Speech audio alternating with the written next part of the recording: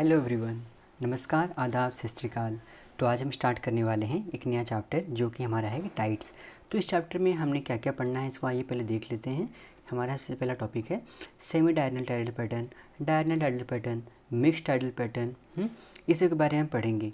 और देखिए हमारे जो टाइडल बल्जेस है ना, टाइडल बल्जेस, स्प्रिंग, फिर यहाँ पर सोलर बल्जेस जो है, तो टाइडल बल्जेस कैसे हो रहा है, क्यों हो रहा है, ल्यूनर बल्जेस कैसे कैसे होता है, सोलर बल्जेस कैसे होता है, कब होता है, स्प्रिंग टाइड, निप टाइड, ये सब के बारे में पढ़ने वाले हैं। फिर ईप करंट, सीजीगी, ये सब जो है ना आगे और बहुत सारे टर्म में इसको हम पढ़ेंगे जिस तरीके से जो हमारे बुक में दिया गया है।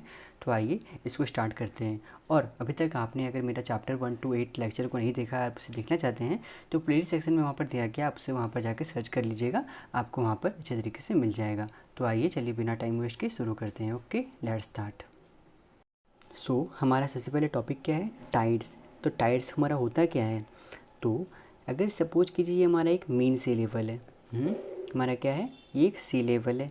अगर इससे अगर हमारा पानी का जो यहाँ पर लेवल है ना, अगर ये रेज कर जाता है या फिर रेज्यूम कीजिए हमारा पानी का जो लेवल है अगर वो डाउन चले जाए, लोअर हो जाए, तो उसको हम क्या बोलते हैं, टाइड्स। और ये हमारा एक दिन में ओशन टाइड्स की अगर हम बात किया जाए तो ओशन में जो टाइड्स पाए जाते हैं वो हमारा एक दिन में 2 बार पाए जाते हैं।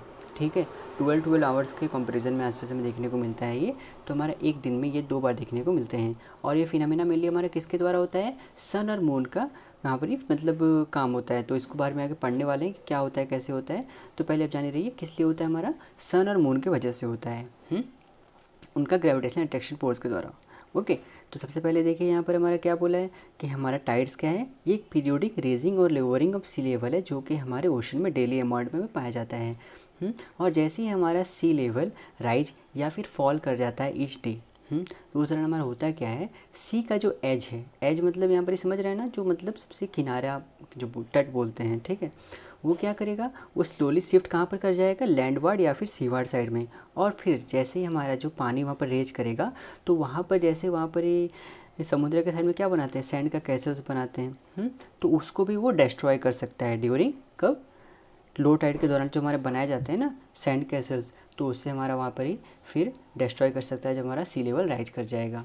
और आजकल के ज़माने में हमारा जो टाइड्स के बारे में नॉलेज है वो बहुत ही ज़्यादा ज़रूरी है। जो मेनली कहाँ पर, जो लोग मेनली कोस्टल एरिया में रहते हैं उनके लिए भी बहुत ज़्यादा इंपॉर्टेंट हो जाता है, या फिर कोस्टल का काम करते हैं, वहाँ पर जैसे फिशिंग करना हो गया किसी को, वहाँ पर नेविगेट करना हो गया, कुछ चीज़ का सेल कलेक्ट करना हो गया, तो उसके बारे में जानने से अच्छा है वो लोगों को, नहीं तो वो लोगों को परेशानी आ सकता है। तो यहाँ पर हमें क्या करते हैं, टाइड का नॉलेज होने से कहाँ पर हमारा कोस्टल एक्टिविटी में उसमें हमारा ऐसे कि क्या क्या कर सकते हैं, tide pulling, sail collecting, surfing, fishing, navigation, और फिर स्टॉर्म का प्रिपरेशन कि हमारा कब स्टॉर्म आने वाला है, क्या होने वाला है, तो उसके लिए भी हम अच्छे से तैयार हो सकते हैं अगर हमें टाइड का अच्छे से बारे में नॉलेज है तो टाइड हमारा क्या है, ये बहुत ज़्यादा इंपॉर्टेंट है। और ये एक्यूरेट रिकॉर्ड हमारा रिकॉर्डिंग मतलब करता है, लगभग 100 सालों से ऐसा हमारा रिकॉर्ड किया जा रहा है हर पॉट में। पॉट मतलब क्या होता है, हमारा जो किनारा तट होता है ना वहाँ पर ही, जहाँ पर सीप आके सब रहते हैं, ठीक है, तो उसमें वहाँ पर ही लगभग 100 साल हो गया, ऊपर हो गया, वहाँ पर ही रिकॉर्ड किया जा रहा है कि अपना टाइड आएगा और वो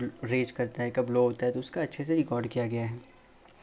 और ऐसे बहुत सारे एग्जाम्पल हैं of term tied in everyday, हम इसको इस्तेमाल करते हैं वोकैबुलरी का टर्म में बोला जाए तो क्या बोलते हैं, for instance to tide someone over, किसी को क्रॉस कर जाओ, to go against the tide, रास्ते को चीर के फाड़ के निकल जाओ तो वही आसपास ये to go against the tide, और to wish someone good tidings. Okay, now although the original inhabitants of coastal regions, और हमारे जो कोस्टल रीजन के पास जो लोग रहते हैं मोस्ट सर्टनली उन्हें मतलब टाइड कब आता है कब नहीं आता है तो उनको अच्छे से पता होता है, तो अच्छे से वो जानते हैं। तो हमें 450 बीसी से पहले, बिफोर क्रिस्ट 450 बीसी, तो उन्हें हमें से पहले पता नहीं था कि टाइड के बारे में जो रिकॉर्डिंग है उसके बारे में पता नहीं था, उसके बाद से हम अच्छे से रिकॉर्ड कर पा रहे हैं। और पहले के जो सेलर्स जो समुद्र में जो घूमते थे ना, सेलर्स जो थे उन्हें ये पता था कि हमारा ये किस लिए हो रहा है, तो उन्हें वो एक पता था कि हाँ ऐसा मून और इसका कुछ कनेक्शन है, ठीक है। तो मून हैड सब कनेक्शन विद द टाइड, ऐसा वहाँ पर ही वो लोग सोचते थे। क्यों? क्योंकि यहाँ पर ही दोनों एक सिमिलर पैटर्न टाइप का यहाँ पर ही दिखाते थे। फॉर एग्जाम्पल हमारा हाई टाइड जो है एसोसिएट किससे रहता है? विथ आइदर ए फुल और न्यू मून। जब हमारा फुल और न्यू मून देखते थे वो लोग तो समझ जाते थे यहाँ पर ये भी हाई टाइड आने वाला है। और लो टाइड हमें कब देखने को मिलता था? जब हमारा वहाँ पर ही क्वार्टर मून, क्वार्टर मून मतलब मून का 1/4 पार्ट, मतलब वही आसपास ये देखने को हमें मिलता था, बहुत छोटा मून होगा। Okay, however it was not until Isaac Newton developed the universal law of gravitation that the tides could adequately be explained। तो हमारा फिर से यूनिवर्सल लॉ ऑफ ग्रेविटेशन को एक्सप्लेन हमारे आइजैक न्यूटन साहब ने किया और फिर उन्होंने अच्छे से टाइड के बारे में पता लगाया। तो ऑल्दो हमारा टाइड के बारे में जो स्टडी है वो बहुत ज़्यादा कॉम्प्लेक्स है, लेकिन टाइड्स जो हैं ये फंडामेंटली बहुत ही लॉन्ग और रेगुलर सेलो वाटर वेव्स हैं। अगर आपसे पूछा जाए कि टाइड्स हमारे डीप वाटर वेव हैं या फिर कैसे हैं, तो आप क्या बोलेंगे? हमारा ये रेगुलर सेलो वाटर वेव्स हैं। तो आप इसको अंडरलाइन कर लीजिए, मार्क कर लीजिए, हमारा क्या है? टाइड्स कैसे हैं? सेलो वाटर वेव्स हैं। एज वी शैल सी, उनका जो वेवलेंथ है उनको मेज़र किस में कर सकते हैं? Thousands of kilometre. और उसका जो रेंज है, उनका अगर हाइट पूछा जाए, टाइड का हाइट कैसे मापेंगे? तो हमारा वो मेनली कैसे करते हैं? हाई टाइड कितना है, सबसे हाईएस्ट टाइड और सबसे लोएस्ट टाइड अगर आप देख लें तो उससे आपको टाइड का हाइट पता चल जाएगा, वेव हाइट ऑफ टाइड पता चल जाएगा। और उनका जो हाइट है ना, उनका कितना से कितना तक रेंज करता है? Range to more than 15 metres, 15 metre से भी ऊपर ऊपर तक उनका रेंज वहाँ पे देखने को मिलता है। ठीक है। Now what causes ocean tides, किस वजह से हमारा ओशन के यहाँ पर ही टाइड्स पाए जाते हैं? तो ये जो मैंने आपको बोल रहा था, तो अगर हमारा सिंपल भाषा में बात किया जाए तो ये टाइड्स हमारा होता किस लिए है? देखिए मैंने आपको पहले बताया था ना कि हमारा ये ग्रेविटेशनल अट्रैक्शन जो होता है सन और मून का अर्थ पे, इसके वजह से हमारा ओशन टाइड्स हमारे डेवलप होते हैं। तो अगर आपसे पूछा जाए कि ओशन टाइड्स कैसे डेवलप होते हैं, तो आप क्या बोलेंगे? Due to the gravitational attraction of the sun and moon on earth, उसके वजह से हमारा ओशन टाइड बनता है। और अगर कंप्लीट एनालिसिस हम करें तो टाइड्स क्या है? टाइड्स हमारा जनरेट होता है forces impose on earth that are caused by combination of gravity and motion among earth, the moon and the sun. Okay, तो यहाँ पर आप समझ गए होंगे। नाउ टाइड जनरेटिंग फोर्सेस हमारे क्या क्या हैं? तो न्यूटन का हमारा वर्क क्या क्या? न्यूटन साहब ने हमारा वर्क किस पे किया? On quantifying the forces involve in the earth moon system. ठीक है, अर्थ मून सन सिस्टम में देखिए 3 है, अर्थ मून और सन। तो आप इसमें देख लीजिए, सबसे पहले क्या है? हमारा अर्थ कहाँ है? सपोज कीजिए हमारा अर्थ जो है इधर है, मून इधर है, सन इधर है, ऐसा ही है ना?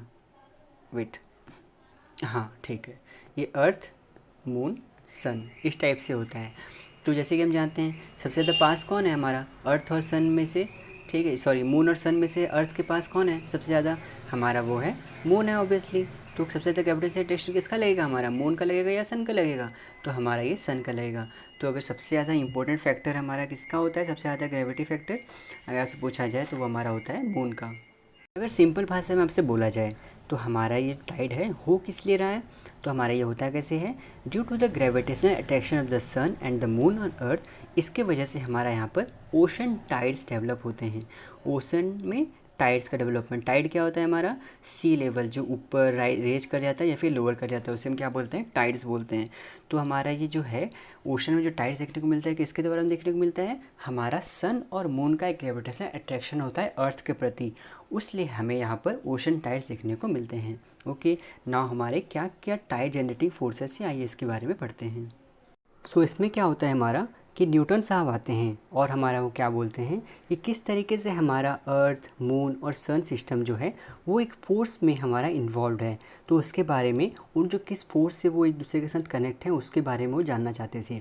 तो जैसे कि हम जानते हैं it is well known that gravity एक ऐसा फोर्स है जो कि हमारे सन और बाकी जितने प्लैनेट्स उनके मून्स उनको एक फ़िक्स ऑर्बिट में हमारा रिवॉल्व करता है। ठीक है, उसमें वो हमारा मूव करते हैं। तो जैसे कि यहाँ पर फिर बोला गया है, for example most of us are taught that moon orbits earth. जैसे कि हमने बहुत पहले बचपन में सुना होगा, मतलब आपको ऐसा लगता होगा कि हमारा जो मून है वो अर्थ के चारों तरफ घूमता है, लेकिन ऐसा नहीं है। हमारा जो मून और अर्थ है ना, ये दो बॉडी हैं, वो एक्चुअली रोटेट कैसे कर रहे हैं? एक सेंटर ऑफ मास है, एक कॉमन सेंटर ऑफ मास है। कॉमन सेंटर ऑफ मास जिसे हम क्या बोलते हैं? बैरी सेंटर। जैसे एग्जाम्पल मतलब सोचिए, जैसे एक पेन है यहाँ पर, एक पेन है और एक यहाँ पर कॉपी है। आप इसको लेके यहाँ पर जो घुमा रहे हैं, चक चक चक चक चक चक चक चक चक घूम रहा है। तो ये जो घूम रहा है ना, तो जिस पॉइंट पे वो पेन है हमारा, और वही हमारा क्या है, ये बैरी सेंटर। तो ये क्या कर रहा है, एक बैलेंस कर रहा है पूरे सिस्टम को, वो एक पॉइंट वहाँ पर बैलेंस कर रहा है। तो उसे हम बोलते हैं बैरी सेंटर, जो कि हमारा लोकेट कहाँ है, हमारा अर्थ सरफेस के located about 1700 kilometre beneath earth surface. Earth surface के 1700 किलोमीटर नीचे यहाँ पर ही हमारा लोकेट है। तो हमारा यहाँ पर फिर बोला गया है कि हमारा जो बैरी सेंटर है ये दोनों बॉडी के बीच में क्यों मौजूद नहीं है।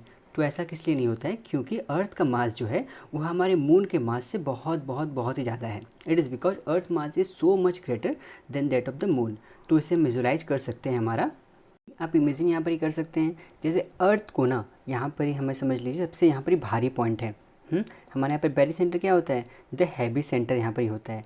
ओके, तो हमारे यहाँ पर क्या बोला जा रहा है कि अर्थ को आप यहाँ पर ही समझ लीजिए। जैसे सपोज कीजिए ना, ये मैटर जो है ना, इसको आप सपोज कर लीजिए ये हमारा एक मार्तुल है। अब जब मार्तुल होता है, जानते हैं मार्तुल मतलब हथौड़ा, तो उसका जो हेड पार्ट होता है वो सबसे ज़्यादा भारी होता है। वैसे ही हमारे यहाँ पर ही अर्थ है, और इसका जो यहाँ पर ही जो डंडी पॉइंट है, इसको आप यहाँ से पकड़ते हैं तो ये क्या है, ये हल्का होता है एज कम्पेयर टू दिस। तो इसको आप यहाँ पर पकड़िएगा तो इसको क्या पता चलेगा, इसका जो बैलेंस पॉइंट है कहाँ पर है, वो ऑब्वियसली इस पॉइंट के आसपास होगा। तो उसी तरीके से हमारे यहाँ पर अर्थ और मून का यहाँ पर रिलेशन को बताया गया है कि हमारा जो अर्थ है वो किस तरीके से हमारा मून के साथ एसोसिएटेड है। तो यहाँ पर जैसे कि देख सकते हैं, for example which has an lighter handle and much heavier head. If you were to position your finger to balance the sledge hammer. Sledge hammer मतलब मार्तुल समझ लीजिए आप, कि अगर आपको उसको अगर बैलेंस करने के लिए बोला जाएगा तो आप क्या कीजिएगा, आप वहाँ पर ही with its handle sticking out to one side you will found that its balance point is within the head of the hammer. Now imagine that यही जो हमारा जो मार्तुल है, अगर उसको आप स्पेस पे अगर आप ले जाइए तो उसका जो हो क्या होगा, tumbling slowly and over and about it's balance point. This is exactly the situation that describe the movement of the earth moon system. और इसी हिसाब से हमारा जो अर्थ मून का जो सिस्टम है ना, वो इवॉल्व करता है। एक दूसरे के चारों तरफ हमारा जो अर्थ मून का सिस्टम जो है उस सन के चारों तरफ घूम रहे हैं। तो अगर आपसे बोला जाए तो सेंटर ऑफ मास यहाँ पर जो है बैरी सेंटर जिसे हम बोल रहे हैं, इसका अर्थ और मून का सिस्टम का ये कैसे मूव कर रहे हैं, हमारा ये नियरली सर्कुलर ऑर्बिट सन के चारों तरफ जो मूव करके हमारा ये मूव कर रहे हैं। ओके, नाउ हमारा जो पाथ है, path of earth rotation axis as moon earth moon system orbits the sun, आप इसको यहाँ पर देख सकते हैं। ये हमारा क्या है, axis of earth moon rotation, ये हमारा है, ये जो पॉइंट है ये हमारा क्या है, अर्थ मून सिस्टम बैरी सेंटर। ओके, तो अब अगर आपसे पूछा जाए कि अर्थ और मून का बैरी सेंटर हमें कहाँ देखने को मिलेगा, दोनों ऑब्जेक्ट के बीच में या फिर कहाँ पर, तो आप क्या बोलिएगा, हमारा अर्थ मून का बैरी सेंटर जो होगा अर्थ के बीनीथ 1700 किलोमीटर पे हमें वहाँ पर देखने को मिलेगा। क्यों, ऐसा क्यों होता है, क्योंकि अर्थ का जो मास है एज कंपेरिजन टू हमारा मून बहुत ही ज़्यादा है, इसलिए अर्थ का यहाँ पर ही बैरी सेंटर हमें वहाँ पर देखने को मिलता है। समझ गए। नाउ अभी आगे बढ़ते हैं। हमारा इफ़ द मून और अर्थ जो है एक दूसरे से अगर अट्रैक्ट होते रहते हैं तो वो एक दूसरे में कोलाइड क्यों नहीं होते हैं। अगर बोला गया है कि if the moon and earth are attracted to one another why don't the two collide, तो हमारा फिर क्या है कि जो अर्थ मून का सिस्टम है ना, ये क्या है, is a mutually stable orbit held together by balance between centripetal, मतलब यहाँ पर ग्रेविटेशनल और इनर्शियल फोर्सेस के बारे में, मतलब motional forces which prevents the moon and earth from colliding और फ्लाइंग अपार्ट। हाँ भैया, ओके, तो आप समझ गए ना यहाँ पर, this is how orbits are established that keep objects at more or less fixed distances. Okay, समझ गए। हाँ, तो यहाँ पर आप इसे देख सकते हैं, ये रूलर स्केल है, इसको यहाँ पर ही बैलेंस कौन किया है, ये पॉइंट किया है, तो ये हमारा क्या हो गया, इसका बैरी सेंटर हो गया। यहाँ पर स्लेज हैमर, ये मार्तुल है हमारा, इसको यहाँ पर बैलेंस कौन करेगा, यहाँ पर ये पॉइंट इसका बैलेंस पॉइंट होगा, तो ये हमारा इसका बैरी सेंटर हो जाएगा। तो कैसे क्या हो रहा है यहाँ पर, आप समझ गए होंगे अभी तक। ओके फाइन, नाउ अभी हमारा ग्रेविटेशनल और सेंट्रीपिटल फोर्सेस हमारा जो अर्थ का और मून के सिस्टम में देखने को मिलता है, इसके बारे में पढ़ते हैं।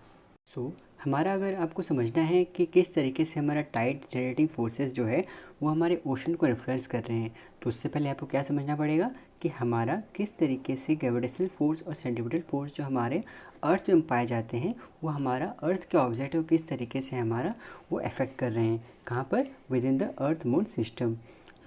तो हमें यहाँ पर ये फ़िलहाल इग्नोर कर देते हैं हम, क्या चीज़, हमारा influence of the sun for the moment. अगर बात किया जाए ग्रेविटेशनल फोर्स, तो ये होता क्या है और इसे कौन डिराइव किया था, हम जैसे कि जानते हैं न्यूटन्स लॉ ऑफ ग्रेविटेशन था ना, तो वही हमारा Newton's law of universal gravitation यहाँ पर ही है, जो कि क्या बोलता है कि हर एक ऑब्जेक्ट जो है वो दूसरे ऑब्जेक्ट को किसी न किसी मास से, वो किसी न किसी फोर्स से हमारा वो जो है वो अट्रैक्ट करके रखा हुआ है, जो कि हमारे इस फिगर से वैसे देख सकते हैं एफ जी, जो कर क्या है gravitational force G, G m1 m2 R square यहाँ पर हमारा फिर बोला गया है। तो ये किस तरीके से हमारा क्या है, ये जी हमारा क्या है ग्रेविटेशनल कांस्टेंट है, m1 m2 हमारा क्या हो गया, ये हमारा जो है mass of the two body है, दो बॉडी के बीच का कितना मास है हमारा, और आर स्क्वायर दोनों बॉडी के बीच में हमारा डिस्टेंस कितना मौजूद है। इससे हमें क्या पता चलता है हमारा ग्रेविटेशनल फोर्स एक ऑब्जेक्ट का कितना है उसके बारे में अच्छे से पता चलता है। ओके, तो हमारा ऐसे कि हम देख सकते हैं हम इस फिगर में ये क्वेश्चन को अच्छे से देखिए, तो इसमें क्या बोल रहा है कि हमारा जो ग्रेविटेशनल फोर्स है वो किससे किससे डायरेक्ट प्रोपोर्शनल है, हमारा ग्रेविटेशनल कांस्टेंट और हमारा जो दो बॉडी का जो मास है उससे हमारा ये डायरेक्टली प्रोपोर्शनल है। अगर वही इन्वर्सली प्रोपोर्शनल की बात किया जाए तो किससे है, वो आर स्क्वायर मतलब inverse of the square of the distance between them, उससे हमारा है। और हाँ, यहाँ पर अच्छे से गौर कीजिएगा, ये हमारा जो जी है ये हमारा क्या है ग्रेविटेशनल कांस्टेंट है, इसलिए ये हमारा चेंज नहीं होगा, इसका जो वैल्यू होता है हमेशा ये बराबर रहता है। ओके, नाउ अभी हम देखते हैं, अगर सिंपल भाषा में बात किया जाए तो न्यूटन लॉ ऑफ ग्रेविटेशन हमारा क्या एग्जामिन करता है, effect of both mass and distance on the gravitational force which can be express with an arrow. मतलब अगर बोला जाए कि अगर हमारा मास जो इंक्रीज होता है, अगर मास हमारा बढ़ाएंगे तो उस दौरान हमारा क्या होगा, हमारा जो ग्रेविटेशनल फोर्स होगा वो क्या होगा, वो ज़्यादा होगा। अगर वही हमारा अगर डिस्टेंस दोनों के बीच का ऑब्जेक्ट है, दो ऑब्जेक्ट है, तो दोनों के बीच का जो हमारा ग्रेविटेशनल फोर्स लग रहा है, अगर उसी के बीच में अगर डिस्टेंस अगर बढ़ा दें, हैं एक ऑब्जेक्ट यहाँ पर एक ऑब्जेक्ट यहाँ पर है, इसका जो ये ऑब्जेक्ट है इसको हम लेके यहाँ पर आ जाएं, तो इन दोनों के बीच में जो हमारा ग्रेविटेशनल फोर्स लगेगा वो ऑब्वियसली क्या होगा, बहुत ही ज़्यादा कम होगा। अगर वही हम दोनों का बीच का जो दोनों का डिस्टेंस था उसको हम यहाँ से लेके यहाँ पर ला दें, तो अभी दोनों के बीच का डिस्टेंस कितना हो गया, वो ऑब्वियसली कम हो गया, तो इसके द्वारा हमारा जो ग्रेविटेशनल फोर्स होगा वो यहाँ पर ज़्यादा लगेगा ना। अगर बात करें मास का, अगर मास यहाँ पर अगर हम घटा देते हैं, मास घटाने से क्या होगा, हमारा ग्रेविटेशनल फोर्स जो है वो भी कम लगेगा एज कम्पेयर टू जो हमारा मास जो है बढ़ के रहेगा। ठीक है, नाउ अभी हम देखते हैं gravitation attraction with the square, ये एक मिनट क्लियर है। नाउ देखिए यहाँ पर एक सबसे इंपॉर्टेंट चीज़ आपका दिया गया है, आप इसको भूलिएगा मत, यहाँ पर अच्छे से पढ़िएगा। Are there also tide in other objects such as lakes and swimming pools, यहाँ पर बोला गया है। तो फिर यहाँ पर क्या है, the moon and sun gravity act on all object, moon और सन का जो ग्रेविटी है वो हर ऑब्जेक्ट में हमारा काम करता है, इसीलिए कोई भी ऑब्जेक्ट हो so anything that is ability to flow will exhibit measurable tides. ठीक है, फॉर एग्जांपल हमारा यहाँ पर लेक, वेल या स्विमिंग पूल में हमारा टाइड का अगर बात किया जाए, so in fact they are even extremely tiny tidal bulges in a glass of water. हमारा अगर ग्लास ऑफ वाटर की बात किया जाए ना, तो वहाँ पर भी बहुत बहुत बहुत ही कम हमारे टाइनी टाइडल बल्जेस भी देखने को मिलते हैं, लेकिन हम इतना कम होते हैं कि देख नहीं पाते हैं। However, tidal effect become negligible the smaller the body of water is। जितना हमारा वाटर का बॉडी इतना ज़्यादा कम होगा, ऑब्वियसली उतना ज़्यादा हमारे दोनों के बीच के ग्रेविटेशनल फोर्स हमारा कम लगेगा, तो हमारा टाइडल बल जो होगा, टाइडल का इफेक्ट होगा वो कम देखने को मिलेगा। And other effect dominate them so they are not observable for the most part. On the other hand tides in the atmosphere में टाइड अगर बात किया जाए and the solid earth are much larger. ठीक है, तो इसीलिए हमारा एटमोसफियर में टाइड मिलेगा, इसको हम क्या बोलेंगे एटमोस्फेरिक टाइड्स, जो कि हमारा माइल्स तक हाई वहाँ पर देखने को मिलते हैं। और इफेक्ट किससे होते हैं, सोलर हीटिंग से, इसीलिए टाइड हमारा इंटीरियर अर्थ में हमें फिर देखने को जो मिलता है, इंटीरियर अर्थ अर्थ के इंटीरियर में। देखिए क्या बोल रहा है, the tide inside earth interior, ध्यान दीजिए, उसे हम क्या बोलेंगे सॉलिड बॉडी टाइड्स या फिर अर्थ टाइड्स बोलते हैं, जो कि लगभग वहाँ पर 50 सेंटीमीटर हाई तक जाता है। और हमारा इसी की वजह से डेली स्ट्रेचिंग और कॉन्ट्रैक्शन अर्थ का देखने को मिलता है। ये बहुत ही ज़्यादा इंपॉर्टेंट लाइन है, आप इसको ध्यान रखिएगा। Interestingly earth tides have been identified as a trigger mechanism for tremors along certain weak faults. Okay, यहाँ पर क्लियर है, चलिए आगे बढ़ते हैं। फिर हमारे यहाँ पर क्या बोला है, फिर देखिए इस फिगर में आइए, इस फिगर में यहाँ पर ही फिगर कौन सा 9.3, इस फिगर को आप देखते रहिए, मैं इसको आपको समझाता हूँ अच्छे से। हाँ, तो आप यहाँ पर अगर देखते हैं तो आपको क्या पता चलता है कि हमारा अर्थ मून है। ठीक है, तो ये मून जो है, मून का ये सेंटर पार्ट है, ऑब्वियसली क्या है हमारा ये मून है, और मून का ये हमारा सेंटर पार्ट है। तो मून का सेंटर से लेके अर्थ का जो सबसे नियरेस्ट पॉइंट होगा, अर्थ का सबसे नियरेस्ट पॉइंट कौन सा होगा, हमारा ऑब्वियसली ये होगा। तो इसे हम क्या बोलते हैं, जेनिथ बोलते हैं। तो यहाँ पर आप अगर अच्छे से देखें तो यहाँ पर हमारा क्या दिखेगा आपको, ये जो टाइडल बल्जेस है ना, यहाँ पर सबसे ज़्यादा अमाउंट में देखने को मिलेगा।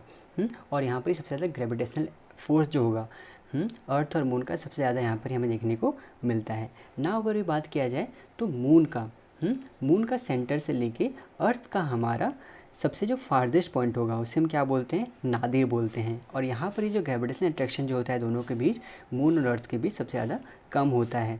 ओके, जो कि हमारा क्या है, which is the point farthest from the moon, ये नादिर कौन सा है, ठीक है, समझ में आ गया। हमारा ये जेनिथ का अपोजिट साइड में प्रेजेंट है। नाउ हमारे डायरेक्शन जो हो रहा है gravitational attraction between most particles and the centre of the moon, वो हमारा क्या है, is at an angle relative to a line connecting the centre of the earth and the moon. और ये जो एंगल हमारा कॉज हो रहा है, the force of gravitational attraction between each particle and the moon to be slightly different. ना अगर भैया हमारा बात किया जाए सेंट्रीपिटल फोर्स का, तो सेंट्रीपिटल फोर्स क्या होता है, हमारा सेंट्रल फोर्स हमारा एक टाइप का सेंटर सीकिंग फोर्स होता है जो कि हमारा सेंटर पे पाया जाता है। ओके, तो हमारा कहाँ पर प्रेजेंट है, यहाँ पर। तो required to keep planets in their orbit is provided by the gravitational attraction between the centre of mass of each planet of the planet and the sun. तो सेंट्रीपिटल फोर्स हमारा क्या करता है, ये हमारा कनेक्ट करते हैं centre of mass of an orbiting body to its parent, pulling the object inward toward the parent. ठीक है, तो सेंट्रीपिटल फोर्स से हमारा हो क्या रहा है कि हमारा ये जो ऑब्जेक्ट है ना एक, उसका ये सेंटर से लेके अर्थ का जो ये पॉइंट रहता है, इसके दोनों एक दूसरे से ये एक दूसरे को अट्रैक्ट करते हैं। ठीक है, वो एक दूसरे को पास रहते हैं। तो centripetal force connect the centre of mass of an orbiting body. तो ऑर्बिटिंग बॉडी में हमारा क्या है, मून है। ठीक है, तो हमारा ये to body to its parent, इससे पेरेंट को क्या हो गया, अर्थ हो गया। तो हमारा ये क्या कर रहा है, pulling the object inward toward the parent. Okay, तो ये इनवर्ड इस तरफ हमारा क्या हो रहा है, पुल होकर रह रहा है। तो seeking the centre of its orbit. Okay, तो इसलिए इसका ऑर्बिट का सेंटर इसको बोला जाता है। For example, if you tie a string to a ball and swing the ball around your head, अगर आप एक रस्सी में एक बॉल बांधें और बॉल का जो मुंडे अपने मुंडे के बीच से वहाँ पर हिलाएं, तो क्या होगा, वहाँ पर ही क्या होगा, the string pull the ball toward your hand. तो पूरे चारों तरफ फैल जाएगा कि नहीं फैलेगा। ओके, ऑब्वियसली होगा। वैसे इस तरफ आप हैं, ठीक है, ये आप एक रस्सी पकड़े हैं और इसको आप यहाँ पर ही पत्थर है कि इसको घुमा रहे हैं, तो ऑब्वियसली ऐसे घूमेगा। तो यहाँ पे आपका पूरा हाथ के चारों तरफ यहाँ पे घूम जाएगा कि नहीं घूमेगा। The string exerts a centripetal force on the ball, forcing the ball to seek the center of its orbit. If the string breaks, the force is gone and the ball can no longer maintain its circular orbit. ठीक है, the ball fly off in a straight line, जिसे हम क्या बोलते हैं, tangent line, यही हमारा होता है। और यहाँ पर सबसे ज़्यादा इंपॉर्टेंट देखिए, यहाँ पर फिर क्या है, अर्थ और मून जो है एक दूसरे से इंटरकनेक्टेड हैं, लेकिन but by gravity rather than by string. वो ग्रेविटी से एक दूसरे से अट्रैक्ट है, ना है कि स्ट्रिंग से, जैसे कि एग्जांपल इसमें हम देख रहे थे। तो ग्रेविटी हमारा क्या प्रोवाइड करता है, हमारे सेंट्रीपिटल फोर्स हमारा प्रोवाइड करता है, जिससे हमारा जो मून है वो अर्थ के ऑर्बिट में वहाँ पर ही प्रेजेंट रहता है। If all gravity in the solar system could be shut off, अगर हमारा सोलर सिस्टम में जितना भी ग्रेविटी प्रेजेंट है अगर वो एक ही बार में बंद हो जाए, तो ज़रा हमारा क्या होगा, सेंट्रीपिटल फोर्स जो है वो गायब हो जाएगा, और जो हमारा सेलेस्टियल बॉडीज़ का वो जो मोमेंटम है ना, वो भी हमारा पूरा ख़त्म हो जाएगा along straight line pass tangent to their orbits. ठीक है, और फिर जहाँ तक घूमने लगेंगे फिर टकरा के वहाँ पर ही बहुत ज़्यादा भास्ट कोलिजन में देखने को मिलेगा। नाउ हमारे रिजल्टेंट फोर्सेस सभी क्या है, सो हमारा एक आइडेंटिकल मास जो होता है, उनके जो पार्टिकल होते हैं वो हमारा कैसे रोटेट करेंगे, इन आइडेंटिकल साइज पाथ, किसके द्वारा, due to the earth moon rotation system से। जैसे कि फिगर 9.5 में आप देखिए, वहाँ पर इसके नीचे प्रेजेंट है, यहाँ पर हमारा यहाँ पर देखिएगा, तो इस फिगर में हमारा यहाँ पर प्रेजेंट है। ठीक है, तो यहाँ पर हमारा क्या बोल रहा है कि हमारा जो आइडेंटिकल मास होते हैं वो रोटेट कैसे करेंगे, identical size path due to the earth moon rotation system, और हर पार्टिकल यहाँ पर जो मौजूद है उसे एक आइडेंटिकल सेंटीमीटर फोर्स का दरकार होगा, ताकि वो वहाँ पर सर्कुलर पाथ उसको मेंटेन करके रख पाए।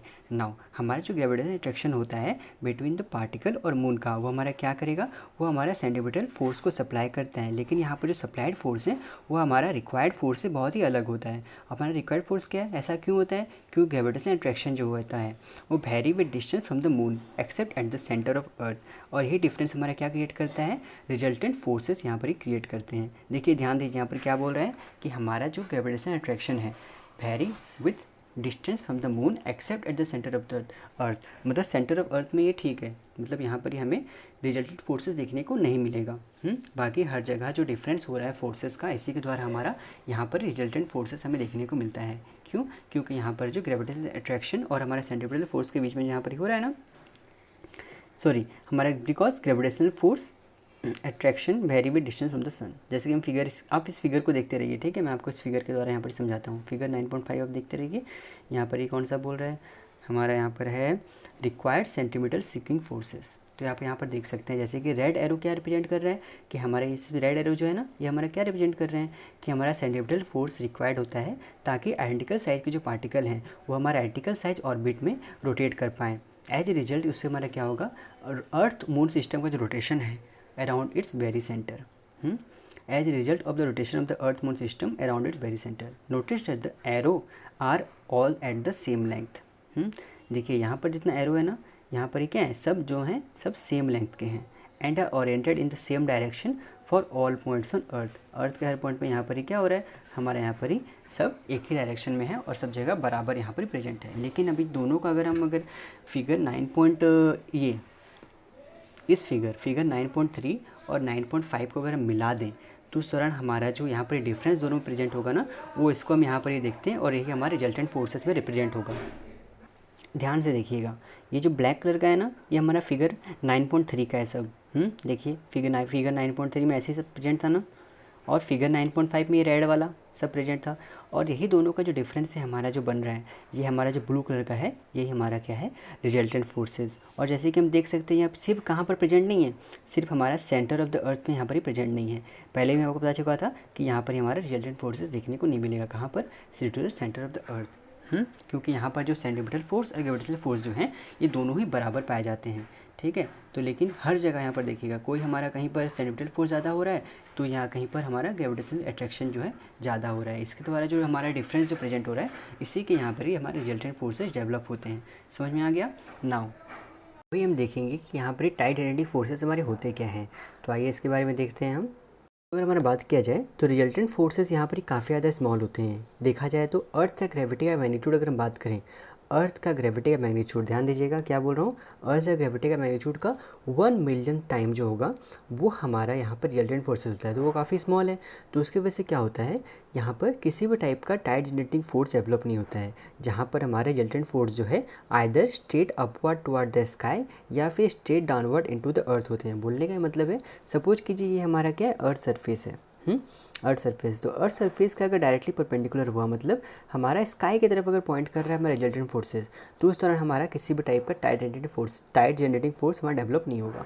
अगर वही सेम यहाँ पर ही हमारा डाउन इनटू द अर्थ, पूरा अर्थ सरफेस के डाउन टू द अर्थ यहाँ पर हमारा रिजल्टेंट फोर्सेस हो रहा है, तो यहाँ पर भी हमें किसी भी टाइप का टाइट जनरेटिंग फोर्स डेवलप देखने को नहीं मिलेगा। और इस केस में होता क्या है, जो रिजल्टेंट फोर्स है हमारा वो क्या रहते हैं, oriented vertical relative to earth surface, ठीक है, वर्टिकल रहते हैं अर्थ सरफेस से रिलेटिव अगर बात किया जाए। तो इस वजह से हमारा यहाँ पर क्या होगा, किसी भी टाइप का टाइड यहाँ पर डेवलप नहीं होगा। देखिए ध्यान दीजिएगा, टाइड हमारा कब डेवलप नहीं हो रहा है, जब हमारा रिजल्टेंट फोर्सेस जो है अर्थ सरफेस के परपेंडिकुलर रह रहा है। तो इस कंडीशन में अगर बात किया जाए तो ऐसा कंडीशन हमारा 3 जगह डेवलप होता है। This conditions occur at 3 locations on earth. पहला हमारा हो गया जेनिथ। जेनिथ क्या है, पहले भी आपको बता चुका हूँ कि मून का सेंटर से लेके सबसे जो नियरेस्ट पॉइंट अर्थ का रहता है उसे हम क्या बोलते हैं, जेनिथ बोलते हैं। तो यहाँ पर हमारा क्या होगा, यहाँ पर डेवलप नहीं होगा। एट द नादिर या फिर along an equator connecting all points half between the zenith and nadir, ठीक है। मतलब यहाँ पर ये जेनिथ और नादिर, ये जो नादिर पॉइंट है ना इधर हमारा, तो इसके यहाँ पर बीच में, यहाँ पर जो हमारा क्या हो रहा है, ये हाफ बिटवीन अलोंग इक्वेटर, तो यहाँ पर भी हमारा किसी टाइप का डेवलप नहीं होगा tight. However if the resultant force है सिग्निफिकेंट हॉरिजॉन्टल कंपोनेंट, अभी वर्टिकल कंपोनेंट का बात किया था ना, अगर हमारा सिग्निफिकेंट हॉरिजॉन्टल कंपोनेंट अगर हुआ, मतलब पैरेलल टू अर्थ सरफेस अगर हमारा हुआ, अर्थ सरफेस है तो इसके अगर पैरेलल हमारा हुआ ये रिजल्टेंट फोर्सेस, तो उस दौरान हमारा क्या होगा, यहाँ पर ही हमारा टाइडल बल्जेस हमारे अर्थ में देखने को मिलते हैं, जिसके वजह से हमें क्या बोलते हैं, टाइट जनरेटिंग फोर्सेस हमें देखने को मिलते हैं। ओके, तो यही जो हमारा टाइट जनरेटिंग फोर्स होता है ये काफ़ी ज़्यादा स्मॉल होता है, लेकिन ये मैक्सिमम वैल्यू अपना कब अचीव करेंगे, at point on earth surface relative to 45 degree relative to earth, मतलब equator, between the zenith and nadir, ठीक है। तो यहाँ पर क्या बोला, ये जो टाइड जेनरेटिंग फोर्स है हमारे, ये काफ़ी ज़्यादा स्मॉल होते हैं, लेकिन ये हमारे सबसे ज़्यादा मैक्सिमम वैल्यू इसका कब रीच करेगा, जब ये हमारा अर्थ सरफेस का एक पॉइंट, मतलब कहाँ पर, at a latitude of 45 degree relative to equator. Equator से 45 डिग्री का रिलेटिव में अगर हमारा यहाँ पर ही रिजल्टेंट फोर्स डेवलप होता है तो उस तरह हमारा क्या होगा, यहाँ पर टाइड जेनरेटिंग फोर्सेस सबसे ज़्यादा मैक्सिमम वैल्यू उसका पाया जाएगा। जैसे कि हम पहले भी डिस्कस कर चुके हैं, ग्रेविटेशनल अट्रैक्शन जो होता है वो क्या होता है, वो इन्वर्सली प्रोपोर्शनल किससे होता है, हमारा square of the distance between two masses. दो मासेस के बीच का जो स्क्वायर ऑफ द डिस्टेंस होगा ना, वो हमारा क्या होता है, उससे हमारा ग्रेविटेशनल अट्रैक्शन जो है इन्वर्सली प्रोपोर्शनल रहता है। अभी हमारा टाइड जेनरेटिंग फोर्स है वो हमारा क्या होगा, however is inversely proportional to the cube of the distance between each point on earth and the centre of the tide generating body, मतलब मून और सन। तो ये जो लाइन है ना, आपको इसको ध्यान दे के इसको याद रखना पड़ेगा कि हमारे यहाँ पर क्या हो रहा है। तो समझ गए ना। Although the tide generating force जो हैं वो हमारे डिराइव किससे हुए हैं, ग्रेविटेशनल फोर्स से हमारे डिराइव हुए हैं। It is not linearly proportional to it. इसकी वजह से क्या होता है, हमारा डिस्टेंस जो है ये more highly weighted variable for tide generating forces होते हैं। ओके, हमारा जो फिर टाइड जेनरेटिंग फोर्स है ये यहाँ पर दो टाइप का बल्जेस हमारा साइमल्टेनियसली डेवलप करता है। ठीक है, ध्यान दीजिएगा, टाइड जेनरेटिंग फोर्स जो है हमारे अर्थ में ऐसा दो साइमल्टेनियस बल्जेस हमारा डेवलप करते हैं। कहाँ कहाँ पर, एक one on the side of the earth directed toward the moon, मतलब हमारा जेनिथ पार्ट, मतलब बोलने का मतलब है जो पार्ट हमारा मून से डायरेक्टली मतलब फेस कर रहा है मून को, तो हमारा कौन सा जेनिथ पार्ट है ऑब्वियसली। और फिर एक ऐसा पार्ट जो हमारा directed away from the moon, moon से पूरा अपोजिट डायरेक्शन में है। तो यहाँ पर ही हमारा क्या होगा, हमारा यहाँ पर टाइडल बल्जेस हमें देखने को मिलेंगे। यहाँ पर टाइड जेनरेटिंग फोर्स हमारा क्या करेगा, साइमल्टेनियसली दो हमारा टाइडल बल्जेस डेवलप करेंगे।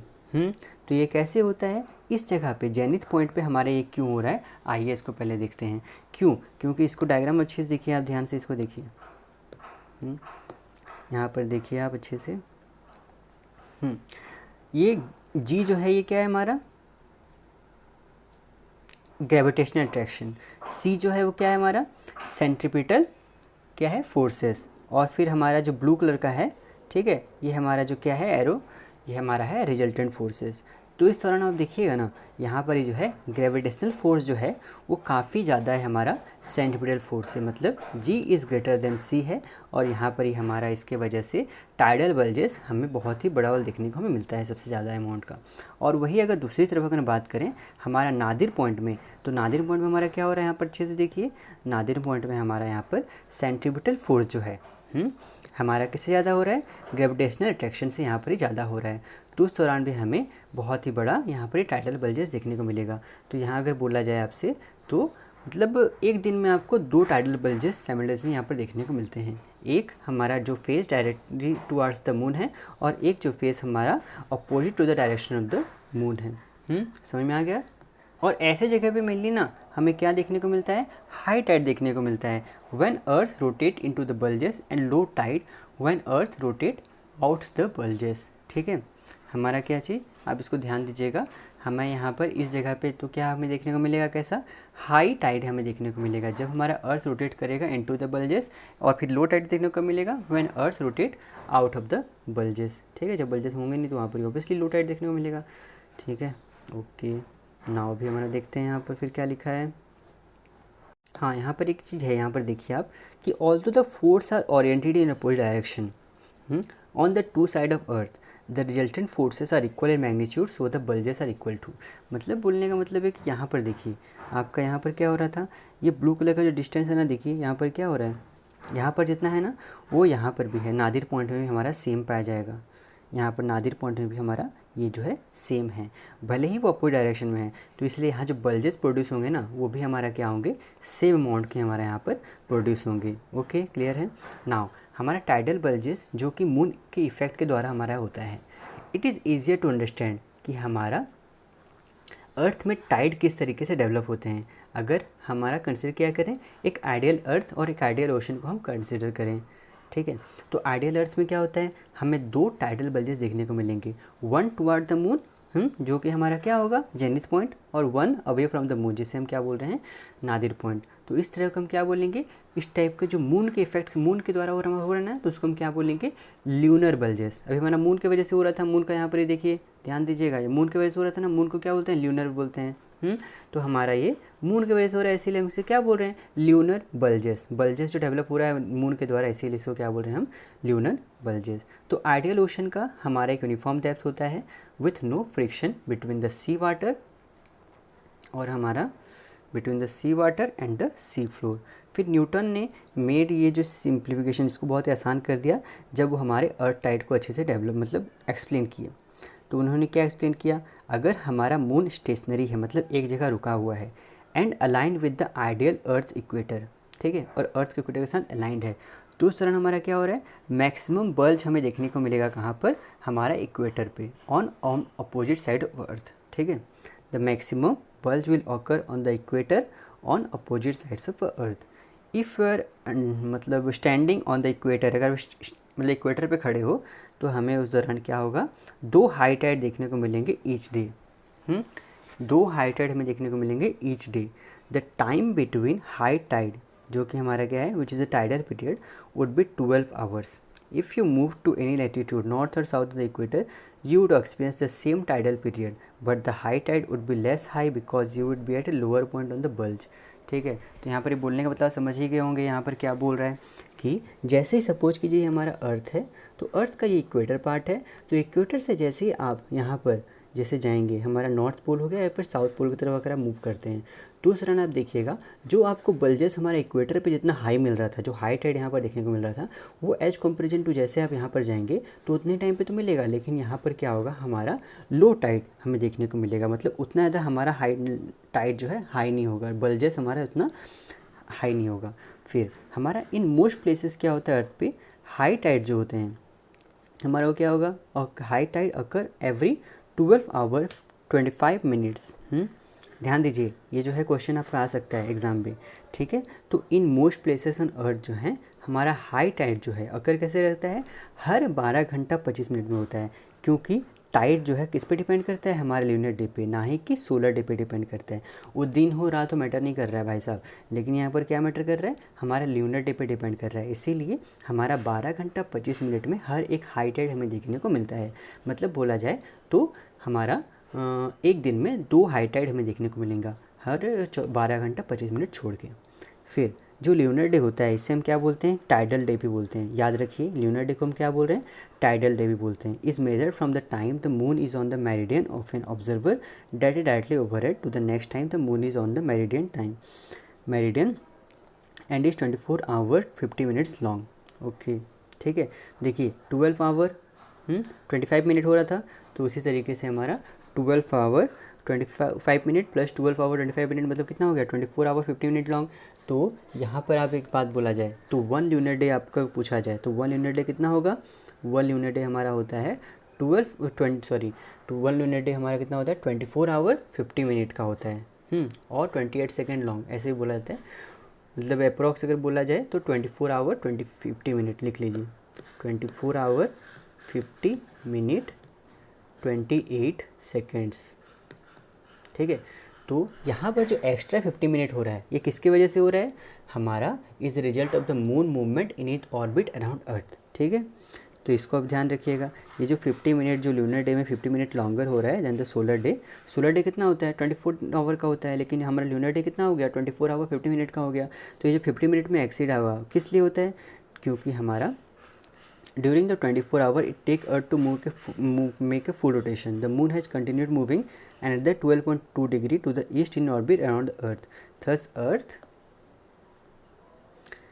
must rotate an additional 50 minutes to catch up to the moon so that the moon is again on the meridian of our observer, ठीक है। तो the difference between a solar day and a lunar day can be seen in one of the natural phenomena related to the tides. For example, alternating high tides are normally 50 minutes later each successive day and the moon rises 50 minutes later each successive night. समझ में आ गया, obviously समझ में आ गया होगा, ठीक है। तो अभी आप यहाँ पर इस फिगर को अगर आप देखेंगे, ये फिगर आप देखिएगा, ठीक है। तो इस फिगर में क्या बोल रहे हैं, इसको ध्यान दीजिए आप, यहाँ पर क्या बोल रहा है, देखिए यहाँ पर जो है ना हमारा अर्थ जो है रोटेट कर रहा है, कैसे रोटेट कर रहा है, हमारा अर्थ जो है इस तरीके से रोटेट कर रहा है, ठीक है, इस तरीके से हमारा जो है अर्थ रोटेट कर रहा है। ये जो पॉइंट है ना हमारा, ये नॉर्थ पोल है, और इसके नीचे वाला क्या होगा हमारा, ऑब्वियसली ये साउथ पोल इधर साइड होगा, पूरा नीचे वाला पॉइंट, इससे परपेंडिकुलर। और हमारा ये मून है, ध्यान दीजिए ये मून है, तो मून की तरफ हमारा जो आदमी यहाँ पर फेस किया हुआ है बोल रहा है। अगर हमारा यहाँ पर आदमी अगर खड़ा है, ओके, हमारा यहाँ पर आदमी खड़ा है, तो यहाँ पर इससे क्या देखने को मिल रहा है, यहाँ पर ही हाई टाइडल मतलब ल्यूनर टाइडल बल्जेस देखने को मिल रहे हैं, मतलब यहाँ पर हाई टाइड इसे देखने को मिल रहा है। फिर यहाँ पर कब इतना स्टार्ट हुआ, हमारे यहाँ पर अभी जस्ट स्टार्ट किया है ये, फिर 6 घंटा में ये कहाँ पहुँच जाएगा, हमारा यहाँ पर पहुँच जाएगा। तो यहाँ पर क्या होगा, सबसे लो टाइडल बल्जेस हमें देखने को मिलेंगे, क्योंकि हमारे यहाँ पर क्या है, हमारा यहाँ पर तो टाइड मतलब जेनिथ पॉइंट है ना, इसके यहाँ पर आ गया तो ऑब्वियसली ये तो कम हो गया, तो यहाँ पर ही क्या होगा, हमारा यहाँ पर जो 6 घंटे बाद हमें कम टाइडल बल्जेस हमें देखने को मिलेगा एज कम्पेरिजन टू। फिर यहाँ 6 घंटे बाद क्या होगा, फिर 12 घंटा हो गया, 12 घंटा के पास ये कहाँ आ जाएगा, यहाँ पर आ जाएगा। फिर उससे यहाँ पर कौन सा पॉइंट हो गया, ये हमारा नादिर पॉइंट हो गया। तो नादिर पॉइंट पे जब वो आया तो हमें कैसे देखने को मिलेगा, टाइडल बल्जेस ऑब्वियसली फिर से हाई देखने को मिलेगा, यहाँ पर टाइडल बल्जेस हमें हाई देखने को मिलेगा। फिर हमारा 18 घंटा पे आया, मतलब यहाँ पर आ गया, तो यहाँ पर कैसा होगा, हमारा यहाँ पर फिर से इसे लो टाइडल बल्जेस देखने को मिलेंगे। फिर हमारा यहाँ पर आएगा हमारा 24 आवर में जैसे आ जाएगा, तो 24 आवर में तो यहाँ पर आ गया। लेकिन हमारा देखिए मून जो है अर्थ के रेस्पेक्ट में तो मूव करते जा रहा है धीरे धीरे ना, धीरे धीरे मूव कर करके यहाँ पर आ गया। तो इसको कवर करने के लिए जो फिर यहाँ पर ही कवर करेगा, फिर से आदमी जो यहाँ पर आएगा तो उसको और 50 मिनट एक्स्ट्रा लगेगा। तो यही जो 50 मिनट है ना, यहीं पर वो एक्सप्रेस किया हुआ है कि 50 मिनट एक्स्ट्रा यहाँ पर क्यों लगता है, जिसको आप उम्मीद है आप समझ गए होंगे। नाउ हमारे यहाँ पर देखिए फिर क्या बोला है, इसको आप ध्यान दीजिएगा कि ये मून का देखिए डायमीटर कितना है, अर्थ का डायमीटर कितना है, और फिर हमारा सन का डायमीटर कितना है, कंपेयर करने के बेसिस पे दिया हुआ है। क्या है क्या नहीं, आप थोड़ा इसको देखते रहिएगा, ध्यान दीजिएगा कि डिस्टेंस कितना कितना दूर पे हमें देखने को मिलता है, बस वही बात है यहाँ पर। फिर टाइडल पल्जेस जो हमें सन का इफेक्ट के द्वारा हमें देखने को मिलते हैं, तो इसके बारे में ये पढ़ते हैं। जिस तरीके से हमारा मून के वजह से हमारा यहाँ पर टाइडल बल्जेस डेवलप हो रहे थे ना on opposite side of the अर्थ, उसी तरीके से हमारा सन के वजह से भी हमारा टाइड जो डेवलप होते हैं। लेकिन यहाँ पर क्या होता है, जो सन के वजह से हमारा टाइड डेवलप होते हैं उसे हम क्या बोलते हैं, सोलर बल्जेस बोलते हैं। तो हमारा कैसे होते हैं वो देखिए, सपोज कीजिए ये हमारा क्या है, ये सन है, अर्थ है और मून है। यहाँ पर आप डायग्राम में देख सकते हैं आप फिगर में, तो यहाँ पर ही देखिए, यहाँ पर जो सन का यहाँ पार्ट है, तो सन से यहाँ पर एक तो यहाँ पर ही टाइडल बल्जेस होगा, और एक हमारे यहाँ पर इसके अपोजिट साइड में होता है। जैसे तरीके से हमारा हुआ था ना मून का यहाँ पर ही, मून का ये जो पार्ट था इसे हम क्या बोल, जेनिथ पार्ट बोल रहे थे, और इसे हम क्या बोल रहे थे यहाँ पर, इसके अपोजिट में मून के रिस्पेक्ट में यहाँ पर अपोजिट साइड में यहाँ पर, तो इसको हम नादिर पॉइंट बोल रहे थे। तो उसी तरीके से हमारा यहाँ पर जो है पॉइंट यहाँ पर ही देखने को मिलता है कि क्या है क्या नहीं। तो उस तरीके से हमारा सन की वजह से भी यहाँ पर सोलर बल्जेस हमें डेवलप होंगे। लेकिन हमारा जो ल्यूनर बल्जेस डेवलप हो रहा था ना, सपोज अगर बात कीजिए तो ल्यूनर बल्जेस सपोज अगर हमारा 100% अगर हो रहा था, तो हमारा यहाँ पर सन की वजह से जो सोलर बल्जेस डेवलप होंगे वो हमारा कितना होंगे, सिर्फ और सिर्फ हमारा कितना होते हैं, हमारा यहाँ पर 47 कितना, यहाँ पर कितना लिखा था 46%। ल्यूनर बल्जेस का 46%, मतलब आधा भी नहीं, आधा 50% होता है ना, तो इसका 46% सिर्फ हमारे सोलर बल्जेस में देखने को मिलते हैं। ठीक है, 46% सिर्फ हमारा क्या, सोलर बल्जेस देखने को मिलते हैं एज कम्पेयर अगर बात किया जाए हमारा ल्यूनर बल्जेस का। तो ऐसा क्यों होता है, देखिए यहाँ पर, although the sun is 27 million times more massive than the moon, तो उसका आपको लग रहा होगा कि ग्रेविटेशनल फोर्स ऑफ अट्रैक्शन भी तो ज़्यादा होना चाहिए, तो उसका टाइड जेनिक फोर्स जो है वो हमारा 27 मिलियन टाइम्स से ज़्यादा ग्रेटर देन मून नहीं होता है। क्यों, क्योंकि सन जो है 390 टाइम्स फार्दर है अर्थ से देन द मून, इसीलिए टाइड जेनिक फोर्स जो है very inversely as the cube of the distance between objects. इससे पहले हम पढ़ चुके हैं, यहाँ पर मैं आपको बोला था पढ़ने, आपको याद रखने कि टाइड जेनिक फोर्सेस जो है very inversely as the cube of the distance between objects. इसीलिए टाइड जेनिक फोर्स है वो रिड्यूस कैसे हो जाता है, by the cube of the 390 और about 59 million times compared with that of the moon. और इसी कंडीशन की वजह से हमारा sun tide genic force develop करता है being 2759 that of the moon और 46%। ठीक है, तो सोलर बल्जेस जो होते हैं हमारा सिर्फ 46% हमारा ल्यूनर बल्जेस के साइज के कंपैरिजन में होते हैं। ठीक है, समझ में आ गया। और इसी की वजह से क्या होता है, moon exert over 2 times the gravitational pull of the sun over tides. Okay, clear है। Even though the moon exerts over 2 times the gravitational pull of the sun on earth tide, note that the sun does not exert a smaller gravitational force on earth as compared to the moon. In fact, the sun total pull on all points on earth is much greater than the point of that of the moon, but the difference across earth is small because the diameter of earth is very small in relation to the distance from the sun. In contrast, the diameter of earth is quite large in relation to the distance to the moon.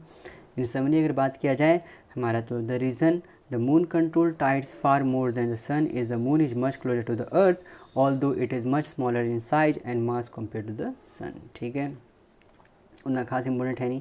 हाँ, लेकिन ये देखिए, ये important आपके लिए हो जाता है। ईब टाइड क्या होता है, एक फ्लड टाइड क्या होता है। तो अर्थ का रोटेशन और हमारा टाइड के यहाँ पर किस तरीके से हम डेवलप होते हैं उसके बारे में पढ़ते हैं। तो हमारी जो टाइड है appear to move water in toward shore. Tide की वजह से क्या होता है, हमारा वो क्या करते हैं, वाटर को इन टुवार्ड शोर के मतलब अंदर, वहाँ पर ही हमारा जैसे फ्लड जब आता है ना, तो क्या होता है हमारे सी, मतलब ये सी पार्ट है, ओशन पार्ट है, ये हमारा लैंड पार्ट है। तो यहाँ से हमारा टाइड जब उठेगा तो इधर तरफ पानी आ जाता है, लैंड की तरफ पानी आ जाता है, तो फ्लड बोलते हैं उसको हम। तो हमारा टाइड है इसी तरीके से हमारा वाटर को मूव कहाँ कर देता है, इन टुवार्ड शोर, उसी को हम क्या बोलते हैं, फ्लड टाइड बोलते हैं। And move water away from the shore, अगर ये वाटर जो है ना ऐसे इस तरीके से अगर अपोजिट डायरेक्शन में हो रहा है, ठीक है, मतलब इधर साइड चले जा रहा है, तो इसको हम क्या बोलते हैं, ईब टाइड बोलते हैं। However according to the nature of the ideal tides present so far, earth rotation carry various locations into and out of the tidal bulges which are in fixed position related to the moon and the sun. In essence, alternating high and low tide are created as earth constantly rotates inside fluid bulges that are supported by the moon and the sun। ठीक है, तो flood Tide reap Tide के बारे में जान गए क्या होता है क्या नहीं, और बाकी कुछ खास इंपॉर्टेंट है नहीं इसमें। अभी इंपॉर्टेंट आपका आ जाएगा ये वाला topic, how do tides very during a monthly tidal cycle. ठीक है, तो मंथली टाइडल साइकिल क्या होता है, हमारा 29.5 डेज का होता है हमारा मंथली टाइडल साइकिल। अगर आपसे पूछा जाए, ये भी क्वेश्चन में आपका आ सकता है, इसको ध्यान रखिएगा कि मंथली टाइडल साइकिल हमारा कितना दिन का होता है, 29.5 डेज का हमारा एक मंथली टाइडल साइकिल होता है। तो इसमें क्या होता है, moon to complete an orbit around earth, इतना, because that is how long it takes the moon to complete an orbit around earth. लगभग अर्थ में मतलब मूव करने में अर्थ का पूरा चक्कर लगाने में मून को 29.5 डेज लगता है। तो इस दौरान जब हमारा मून जो है अर्थ के चारों तरफ ऑर्बिट करते रहता है, तो मून हमारा पोजीशन को चेंज करता है, इसकी वजह से क्या होता है, टाइडल कंडीशन हमारे अर्थ में डेवलप होते हैं। तो मंथली टाइडल साइकिल में हमारा क्या क्या पढ़ेंगे, हम न्यू मून के बारे में पढ़ेंगे, फुल मून, क्वार्टर मून, ठीक है, स्प्रिंग टाइड, निप टाइड, ये सब क्या क्या हो रहे हैं, सीजीगी, ये सब बोला था ना, तो ये सब काफ़ी इंपॉर्टेंट टर्म है, इसको आपको अच्छे से याद रखना पड़ेगा। तो हमारा मंथली टाइडल साइकिल के दौरान होता क्या है, जो फेज हमारा मून का है वो हमारा बहुत ही ड्रामेटिकली चेंज होता है। जैसे सपोज कीजिए, when the moon is between earth and the sun, मतलब हमारा ये मून है,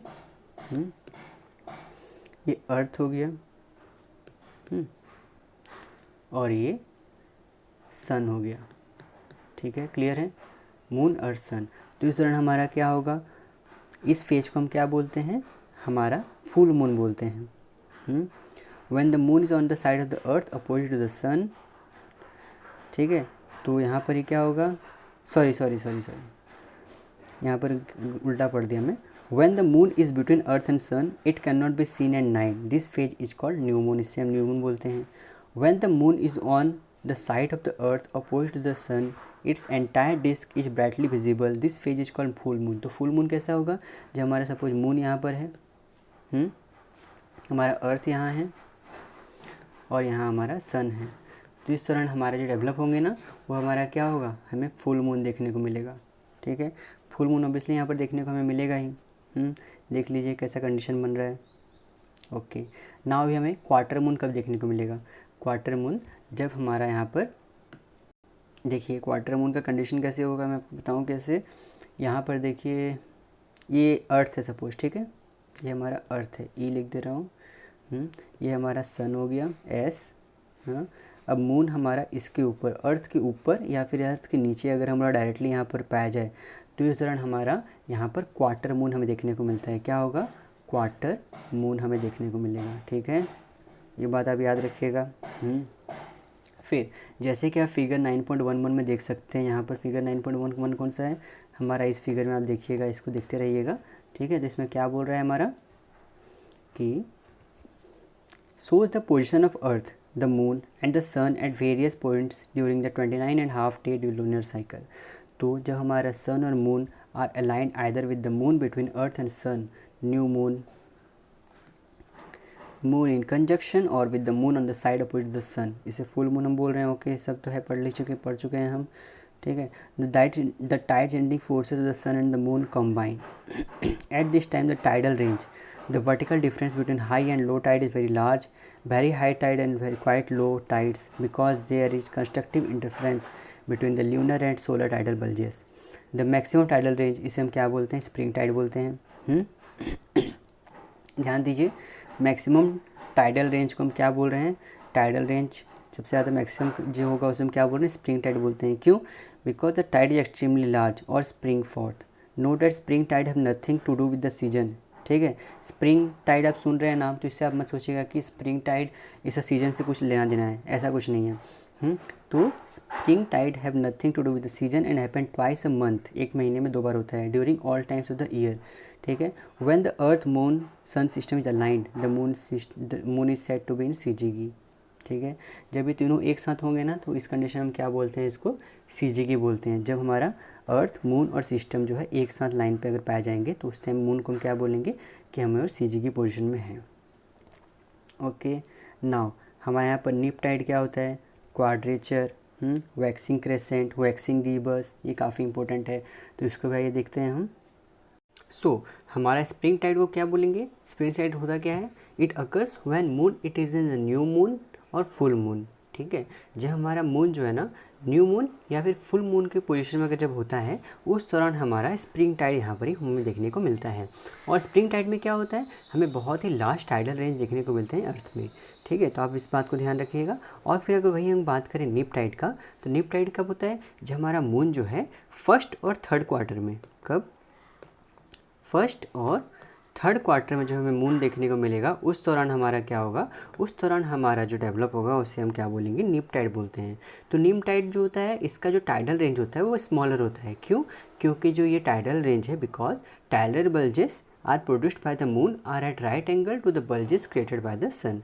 ऑब्वियसली राइट एंगल में है, ठीक है। तो इसमें कम अमाउंट का यहाँ पर ही पड़ रहा है, सिर्फ किसका पड़ रहा है आपका, सिर्फ हमारा मून का पड़ रहा है इफेक्ट, सन का पड़ नहीं रहा है। इसकी वजह से यहाँ पर जो टाइडल रेंज होता है ये काफ़ी ज़्यादा स्मॉल होता है। तो नीप टाइड हमारा ये होता है। तो आइए बुक में देख लेते हैं हमारा क्या लिखा हुआ है। जब हमारा मून जो है आइदर फर्स्ट और थर्ड क्वार्टर फेज में होता है, तो इस दौरान हमारा जो टाइडल रेंडिंग फोर्स होता है सन का, वो हमारा कैसे काम करेगा, सन का वो working at right angle to the tidal rending force of the moon. तो टाइडल रेंज जो होता है यहाँ पर बहुत ज़्यादा स्मॉल होगा। क्यों?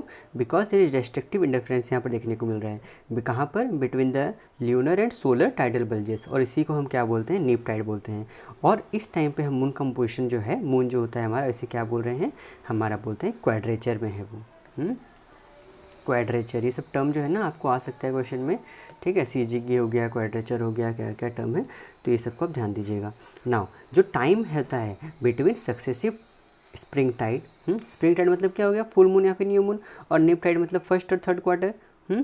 तो वो क्या होता है, उस दौरान जो टाइम होता है between successive spring tide is 1/2 the monthly lunar cycle which is about 2 weeks. और जो time between spring tide and successive neap tide is 1/4 the monthly lunar cycle which is about 1 week, ठीक है। तो ये जो line हुआ ना, इसको काफ़ी ज़्यादा इंपॉर्टेंट है, अब इसको ध्यान दीजिएगा, इससे आपको क्वेश्चन बन सकता है स्टेटमेंट वाइज का।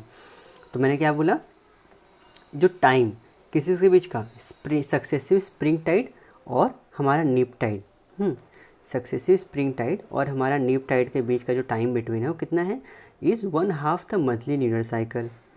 मंथली न्यूअर साइकिल, एक मतलब मंथ में न्यूअर साइकिल कितना हो रहा था हमारा, कितना हो रहा था, 24 आवर्स 50 मिनट्स का हो रहा था। नाउ वही बात करें हम, जो time between spring tide and successive neap tide, ठीक है। देखिए यहाँ पर टर्म को देखिए, यहाँ पर क्या है, सक्सेसिव स्प्रिंग टाइड, लेकिन यहाँ सिर्फ स्प्रिंग टाइड है, यहाँ पर नीप टाइड है, लेकिन यहाँ पर सक्सेसिव नीप टाइड है। तो वो कितना होता है, each quarter the monthly lunar cycle which is about 1 week. Now we can figure 9.12 में देखें, तो फिगर 9.12 कौन सा हो गया हमारा, ये फिगर, इसके नीचे वाला फिगर, मतलब ये वाला फिगर आप देखते रहिएगा, ठीक है। तो इसमें क्या बोल रहा है हमारा, यहाँ पर ये बोलता है कि it shows the appearance of the moon as it moves through its monthly cycle, ठीक है। तो जैसे ही हमारा मून प्रोग्रेस करता है, किससे, न्यू मून से लेके फर्स्ट क्वार्टर के फेज में जाता है, तो उस दौरान हमारा जो मून होता है उसे हम क्या बोलते हैं, वैक्सिंग क्रेसेंट बोलते हैं। तो वैक्सिंग क्रेसेंट मतलब, वैक्सिंग का मतलब इंक्रीज हो गया, क्रेसेंट का मतलब टू ग्रो, और इन बिटवीन फर्स्ट क्वार्टर और फुल मून फेज का जो मून होता है इस दौरान हमारा उसे क्या बोलते हैं, वैक्सिंग गिबस बोलते हैं। अब इसको डायग्राम में देख के समझेंगे फिगर में, तो इसको आप देखिएगा। Now between the moon's full and third quarter phases वो कितना होता है, it is a waning gibbous, and in between the third quarter and new moon phases the moon is a waning crescent. Okay, तो आइए इसको पहले देख लेते हैं हमारे यहाँ पर क्या क्या दिया हुआ है। ओके, हमारा ये है ना। तो इस फिगर में जैसे हम देख रहे हैं यहाँ पर, और हाँ शायद से मैं यहाँ एक तो भूल गया था आपको एक चीज़ बताने, कहाँ गया,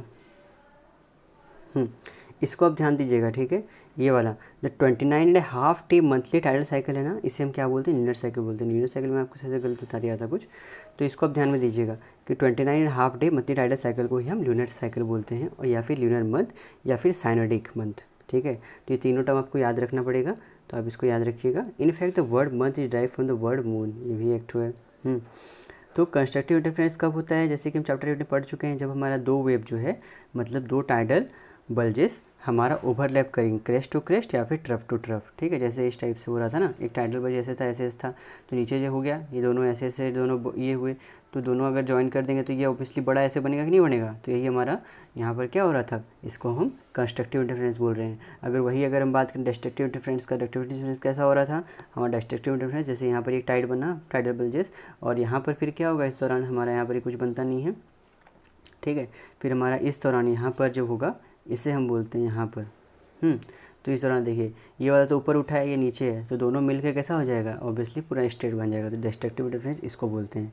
नाउ हमारा स्प्रिंग टाइड जो है, किसका किसी भी टाइप का कनेक्शन नहीं होता है स्प्रिंग सीजन के साथ, ये हमारा अकर करता है twice a month during the time when the earth moon sun system is aligned. Okay, तो ये जो पोजिशन में जब होगा तो इसको हम क्या बोलते हैं, मून को इस टाइम के क्या बोलेंगे, सीजीगी बोलते हैं, तो ये बात पर ध्यान रखिएगा।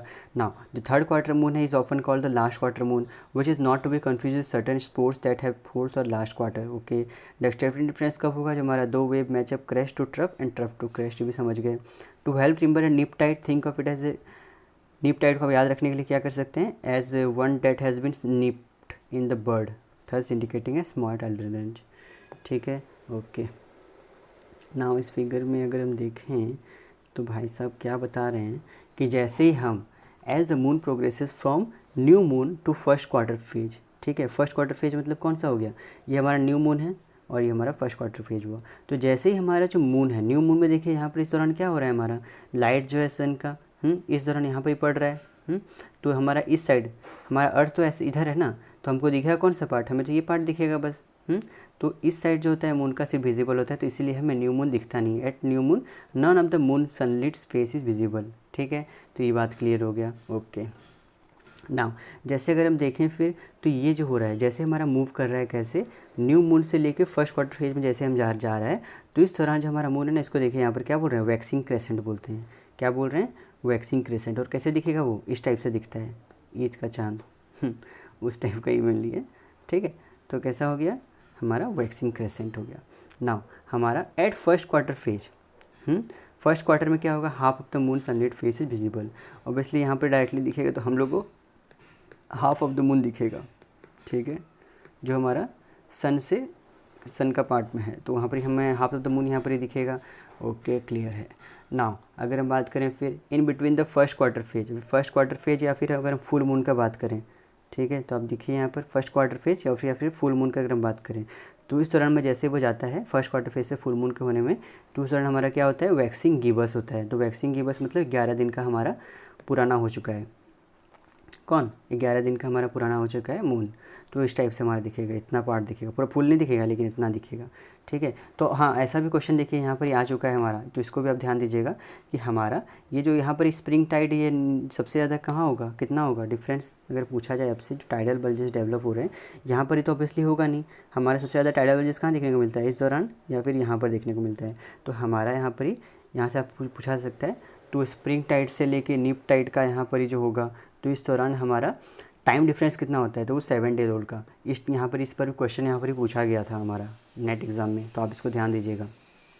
नाउ हमारा वैक्सिंग गिबस से फुल मून, जाने में यहाँ पर कितना टाइम लगा, फिर हमारा 11 दिन का पुराना हो गया। ओके, फिर हमारा फुल मून में जैसे पहुँचा तो entire moon sunlit's face is visible, मतलब पूरा उस दिन फुल मून में पूरा पूरा चाँद हमें दिखेगा। ठीक है, न्यू मून में आपको दिख नहीं रहा है, देखिए न्यू मून में आपको चाँद दिखेगा नहीं, लेकिन फुल मून में आपको पूरा फुल एंटायर मून आपको दिखेगा। तो इसको हम क्या बोलते हैं, चाँद हमारा 15 दिन का हो गया। 15 दिन का हमारा 15 डेज़ ओल्ड हो गया। और फिर जैसे ही फुल मून से फिर हमारा थर्ड क्वार्टर फेज में जाएगा, जो हमारा लास्ट क्वार्टर फेज इसको बोलते हैं हमारा। तो इस दौरान हमारा क्या हो रहा है, वैनिंग गिब्बस, तो इस टाइप से हमें देखने को मिलता है चाँद। ठीक है, तो इसको 18 दिन का पुराना, फिर यहाँ 22 दिन का पुराना थर्ड क्वार्टर में, फिर हमारा यहाँ पर ही फिर जैसे ही थर्ड क्वार्टर फेज से हमारा न्यू मून में जाएगा तो इस दौरान हमारा क्या होता है, हमारा वैनिंग क्रेसेंट हमें देखने को मिलता है, जिसमें चाँद हमारा 26 डेज ओल्ड हो जाएगा। और चाँद का शेप कैसे होता है, इस टाइप का होता है। ठीक है, आई थिंक आपको क्लियर हो गया होगा क्या है क्या नहीं। तो इसको आपको ध्यान से याद रखना पड़ेगा कि किस तरीके से क्या हो रहा है। न्यू मून से फर्स्ट क्वार्टर में जाने के दौरान हमारा जो वैक्सिंग क्रेसेंट होता है, तो उस दौरान हमारा चाँद जो होता है कितना दिन का पुराना होता है, 4 डेज़ ओल्ड का। फिर हमारा फर्स्ट क्वार्टर में 7 डेज़ ओल्ड हो जाता है। फिर वैक्सिंग की बस में मतलब 11 डेज़, 15 डेज़। ठीक है, फिर यहाँ पर ही 18 डेज़, 22 डेज़, 26 डेज़, इस टाइप से यहाँ पर ही हमारा हो रहा है। तो क्या क्या आपको मेनली टर्म याद रखना है, आपको वैक्सिंग क्रेसेंट क्या होता है, मतलब कहाँ से कब तक जाएगा हमारा मून। जैसे आपसे क्वेश्चन पूछा जा सकता है, न्यू मून से हमारा अगर फर्स्ट क्वार्टर में जा रहा है तो क्या होगा, उस टाइम जो मून का होगा वैक्सिंग क्रेसेंट होगा, वैक्सिंग गिब्बस होगा, वैनिंग गिब्बस होगा, या फिर वैनिंग क्रेसेंट होगा। तो आपसे ऐसा पूछा जा सकता है, तो आप इसको ध्यान दीजिएगा, याद रखिएगा। तो हमारा कैसे होगा, वैक्सिंग क्रेसेंट। ऐसे यहाँ पर ही क्वेश्चन बन सकते हैं।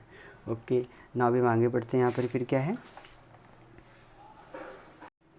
ओके, नाउ भी हमारा फिर से यहाँ पर आ जाते हैं। ठीक है, यहाँ पर फिर देखिए क्या लिखा हुआ है हमारा है, the moon has identical period of rotation on it axis and orbit around earth. ठीक है, ये बात आप याद रखिएगा। जिस पीरियड प्रॉपर्टी को हम क्या बोलते हैं, सिंक्रोनस रोटेशन बोलते हैं। तो इसका मतलब क्या होता है, is that during the moon's early history it became locked in earth's gravitational tractor beam, as a result the same side of the moon always faces earth. ठीक है, तो अब इस दौरान देखिएगा, फेस जो कर रहा है ना हमारा सन मून का, एक ही पार्ट हमेशा मतलब यहाँ पर ही हमारा दिखता है मेनली। ठीक है, तो वैसा यहाँ पर ही होता है। Why does the moon appear to change phase, the answer is that unlike the sun and the stars, moon का अपना कोई भी लाइट नहीं होता है। आप पहले भी क्लासेस में पढ़ चुके होंगे कि मून का अपना कोई भी लाइट नहीं होता है। वो चमकता है लेकिन कैसे है, वो हमारा it reflect lights from the sun, because it reflect light from the sun. जैसे कि फिगर 9.12 में देखे थे कि हमारा जो मून क्या है, मून एक सर्कुलर डिस्क है, इज़ ऑलवेज प्रेजेंट, वो हमेशा प्रेजेंट रहता है। लेकिन सिर्फ हमें मून का आधा सरफेस दिख रहा है। क्यों, क्योंकि यहाँ पर ही सन का जो है वो उस टाइम सिर्फ सन का आधा पार्ट ही वहाँ पर ही उसका लाइट का वहाँ पर ही गिर रहा है। However not all of the moon sunlit face can be seen because of the moon position with respect to earth and the sun. तो जब हमारा मून जो है फुल मून फेज में होता है, जैसे example we see the entire daylit phase because the sun and moon are in opposite directions from earth in the sky, although they do not exist on the same plane. As a result, sunlight is not blocked. In the case of a new moon, क्या होता है हमारा जो moon और सन है are almost the same part of the sky and the sunlit side of the moon is oriented away from our view. ठीक है, तो आप इसको उम्मीद है आप समझ गए होंगे क्या है क्या नहीं है। और हाँ देखिए यहाँ पर ही सबसे ज़्यादा यहाँ पर ही खास इंपॉर्टेंट क्या है, हमारा स्प्रिंग टाइड हमारा कब होगा, ड्यूरिंग द फुल मून और न्यू मून फेज में हमारा यहाँ पर स्प्रिंग टाइड हमें देखने को मिलता है। फिगर इसमें देख सकते हैं, इस फिगर में आप देख सकते हैं कि हमारा स्प्रिंग टाइड कब देखने को मिल रहा है, जब हमारा यहाँ पर ही देखिए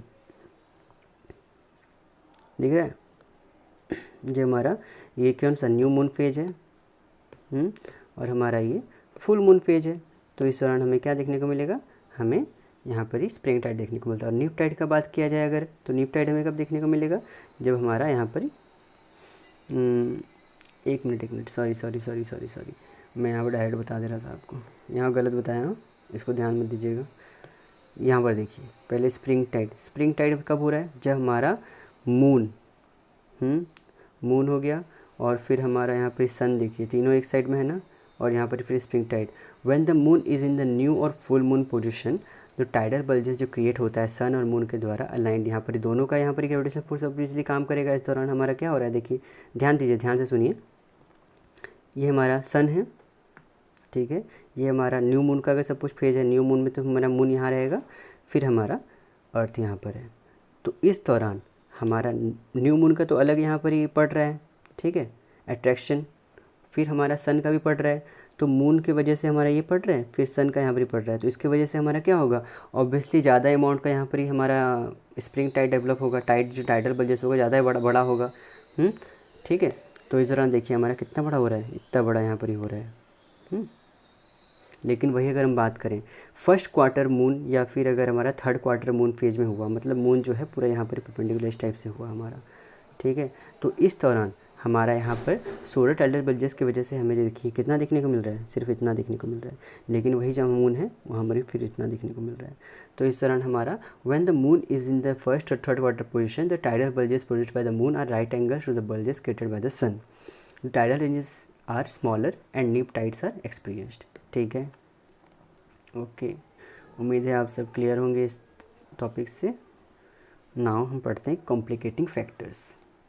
ओके फाइन, नाउ अगर हम बात करें बिसाइड्स अर्थ रोटेशन को अगर हम छोड़ दें या फिर relative position of the moon and the sun को अगर हम छोड़ दें, तो ऐसे बहुत सारे फैक्टर हैं जो कि हमारा वहाँ पर टाइड मतलब अर्थ में जो टाइड हो रहा है उसको इन्फ्लुएंस करते हैं। ठीक है, तो ऐसे दो मोस्ट प्रोमिनेंट फैक्टर हैं जिसके बारे में पढ़ेंगे। पहला है declination of the moon and the sun और फिर दूसरा है elliptical shapes of earth and the moon orbits.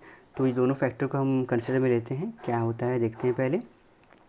तो सबसे पहले ये पढ़ते हैं declination of the moon and the sun. तो इस पॉइंट तक हम एज्यूम कर सकते हैं that the moon and sun have remain directly over at the equator, but this is not usually the case. Most of the year क्या होता है, in fact they are either north और south of the equator. Okay, तो हमारा यहाँ पर फिर declination क्या होता है, जो एंगुलर डिस्टेंस होता है ना सन का और मून का एबव और बिलो अर्थ्स इक्वेटोरियल प्लेन, इसी को हम बोलते हैं डिक्लिनेशन। तो आप इस फिगर में देख सकते हैं यहाँ पर ही maximum declination of tidal bulges from equator. ठीक है, इक्वेटर से ये इक्वेटर हुआ हमारा, तो यहाँ से देखिए एंगुलर डिस्टेंस जो हो रहा है सन का और मून का एबव और below earth's equatorial plane is called declination.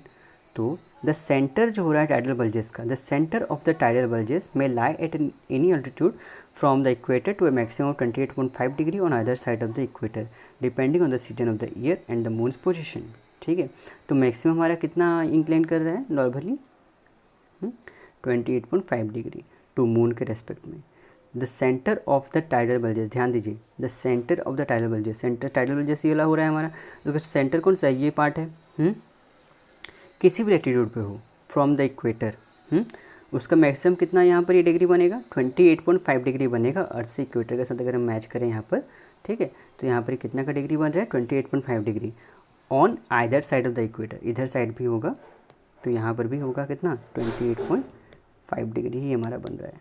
ठीक है, समझ गए, depending on the season of the year and the moon's position. Okay, clear है अभी। अर्थ ऑर्बिट, अर्थ का जो ऑर्बिट होता है around the sun along an invisible ellipse in space, the imaginary line that contains this ellipse is called, हमारा क्या बोलते हैं, इक्लिप्टिक बोलते हैं। जैसे कि हम चैप्टर 6 में पढ़ चुके थे कि अर्थ एक्सिस रोटेशन कितना होता है, हमारा कितना टिल्ट है अर्थ, ऑब्वियसली 23.5 डिग्री है with respect to the ecliptic plane and this tilt cause earth season, और सी यही टिल्ट की वजह से हमारा क्या होता है अर्थ में सीजन का प्रोडक्शन होता है।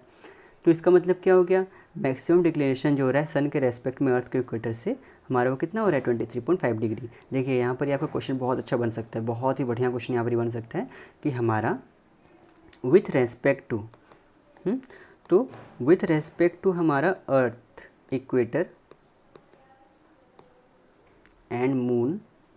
ठीक है, मून, तो यहाँ पर हमारा क्या हो रहा है मैक्सिमम डिक्लेरेशन देखने को मिलता है हमारा कितना होता है 28.5 डिग्री। और वही अगर बात करें हम with respect to earth equator and the sun, हमें कितना देखने को मिल रहा है 23.5 डिग्री। क्लियर है, बहुत ही अच्छा क्वेश्चन यहाँ से बन सकता है। To complicate matters further, the plane of the moon's orbit is tilted 5 degree with respect to the ecliptic.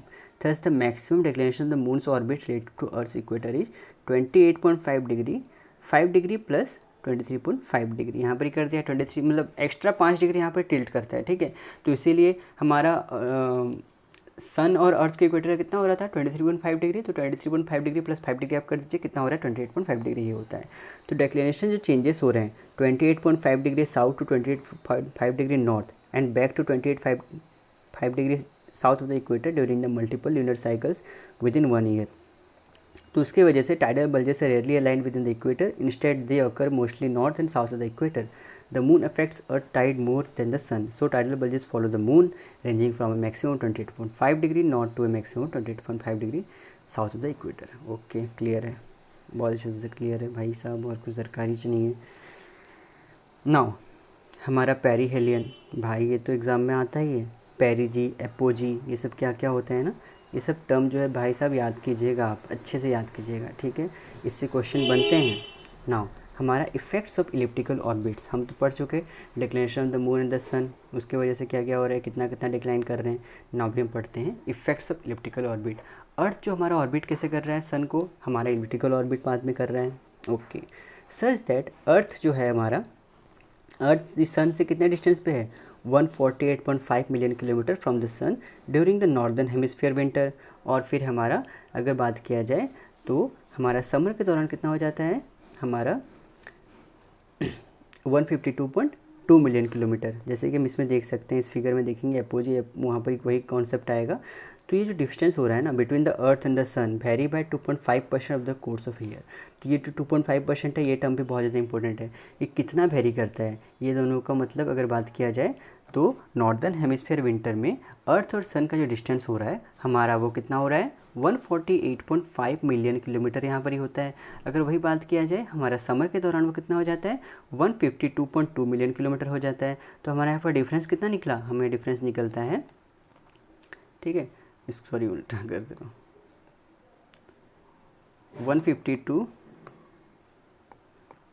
152.2 million kilometre. Okay, तो यहाँ पर हमारा डिफरेंस कितना हो गया, 7 7 5 12, यहाँ पर फिर हमारा 3.7 मिलियन किलोमीटर का हमारा यहाँ पर लगभग डिफरेंस हमें देखने को मिलता है. ठीक है, तो अगर इसको भी परसेंटेज वाइज, मतलब परसेंटेज वाइज में किया जाए, कितना डिफरेंस हमें देखने को मिलेगा, तो 2.5% हमें देखने को मिलता है. तो आप इसको ध्यान दीजिएगा, ठीक है. जो हमारे टाइडल रीजन्स होते हैं ना, आर लार्जेस्ट कब होगा, जब हमारा earth is nearest closest point. ठीक है, जब हमारा अर्थ जो है, ठीक है, किससे हमारा क्लोज रहें, किससे, हमारा ऑब्वियसली सन से. तो हम इसको क्या बोलेंगे, पेरीहेलियन बोलते हैं. और स्मॉलेस्ट कब होगा, near the most distant point, जिसे हम क्या बोलेंगे, एपीहेलियन बोलते हैं. मतलब सन से बहुत ही दूर अगर पाया जाएगा तो उस तरह से मेरा पॉइंट होगा, तो उसे हम क्या बोलेंगे, एपहेलियन बोलेंगे. इसीलिए जो टाइडल, ग्रेट टाइडल रीजन्स होते हैं, ये कब हमें देखने को मिलेंगे, अकर इन जनवरी ईच ईयर. क्यों, क्योंकि इस दौरान हमारा सन जो है अर्थ के बहुत ही नज़दीक होता है.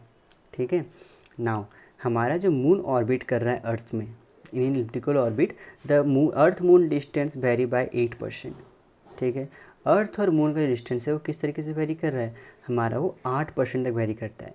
क्यों, क्योंकि यहाँ पर देखिए फिर हमारा क्या हो रहा है, between 3,75,000 kilometre and 4,05,000 kilometre miles.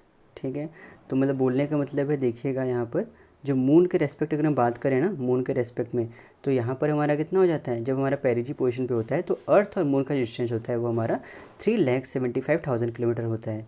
अगर वही अगर बात किया जाए जब हमारा एपोजी कंडीशन पे जब हमारा सन होगा, तो इस दौरान हमारा जो अर्थ और सन मून का डिस्टेंस है वो हमारा कितना होता है, 4,05,800 किलोमीटर यहाँ पर ही हमें देखने को मिलता है. तो हमारा इसका डिफरेंस अगर करें परसेंटेज वाइज पे, तो हमारा लगभग 8% का डिफरेंस हमें देखने को मिलता है. जबकि हमारा वही अर्थ और सन के बीच में हमें डिस्टेंस देखने को मिल रहा था परसेंटेज बेसिस पे, हमारा वो 2.5% था. ओके, नाउ हमारे टाइडल रेंज होते हैं लार्जेस्ट कब होंगे, जब हमारा मून जो है अर्थ के बहुत ही नज़दीक होगा, जिस पोजीशन को हम क्या बोलते हैं, पेरिजी. अब इसको याद रखने के लिए सबसे ये मतलब इजी तरीका है, पी. देख रहे हैं, पी से पास होता है, पास, तो ऑब्वियसली पेरिजी का पास हो गया. मतलब पास में जब होगा हमारा अर्थ का, तो ऑब्वियसली आप इसको याद रख सकते हैं. ठीक है, अपोजी वही दूर हो गया. And the smallest when most distance called apogee. Okay, as view from earth the moon appears about 14% larger during perigee as compare to its smaller size during apogee. ठीक है, तो अगर हम अर्थ से अगर देखें, यही जो फिर देख लेते हैं, this larger moons when they happen to coincide with full moon phase are called super moon which are also 30% brighter. Okay, तो हमारे यहाँ पर बोलने का क्या मतलब है कि जैसे अगर आप देखेंगे ना अर्थ से मून की तरफ, तो हमारा पेरिजी के टाइम पे आपको वो 14% बड़ा दिखेगा. ठीक है, 14% बड़ा दिखेगा as compare to smaller size हाँ कब हमारा, जब वो एपोजी कंडीशन पे पाया जाएगा। और यही जो लार्ज मून है ना, जब हमारा ये कॉन्साइड किससे कर जाएगा, फुल मून के साथ, फुल मून फेज के साथ कॉन्साइड कर जाता है, तो इस टाइम पे हमारा क्या होगा, हमारा यहाँ पर ही सुपर मून इसको बोलते हैं। देखिए जैसे कि ये हो गया figure. During apogee the moon appear smaller than normal, ठीक है। अब वही during पेरिजी the moon appears about 14% larger, इस टाइप से दिखेगा। तो हमारा जो when A moon full moon, जब हमारा फुल मून जो है occurs at A पेरिजी the moon is 30% brighter, और इसी को हम सुपर मून बोलते हैं। अभी अगर हम नोट करें तो moon cycle between perigee apogee and back to perigee every 27.5 days, ठीक है। तो आपसे ये भी क्वेश्चन पूछा जा सकता है कि पेरिजी से एपोजी कंडीशन में आने में मून का जो साइकिल वो कितना टाइम पीरियड का होता है, तो आप यहाँ पर बोल सकते हैं 27.5 डेज। तो इसमें जो डेज है ना बहुत ज़्यादा इंपॉर्टेंट, यही सबसे क्वेश्चन बनते हैं और इसी से आपका कॉम्प्लिकेशन ही बढ़ जाता है, ठीक है। तो आप इसे मेनली याद रखिएगा। तो spring tide happen to coincide with perigee about every 1.5 years, ठीक है।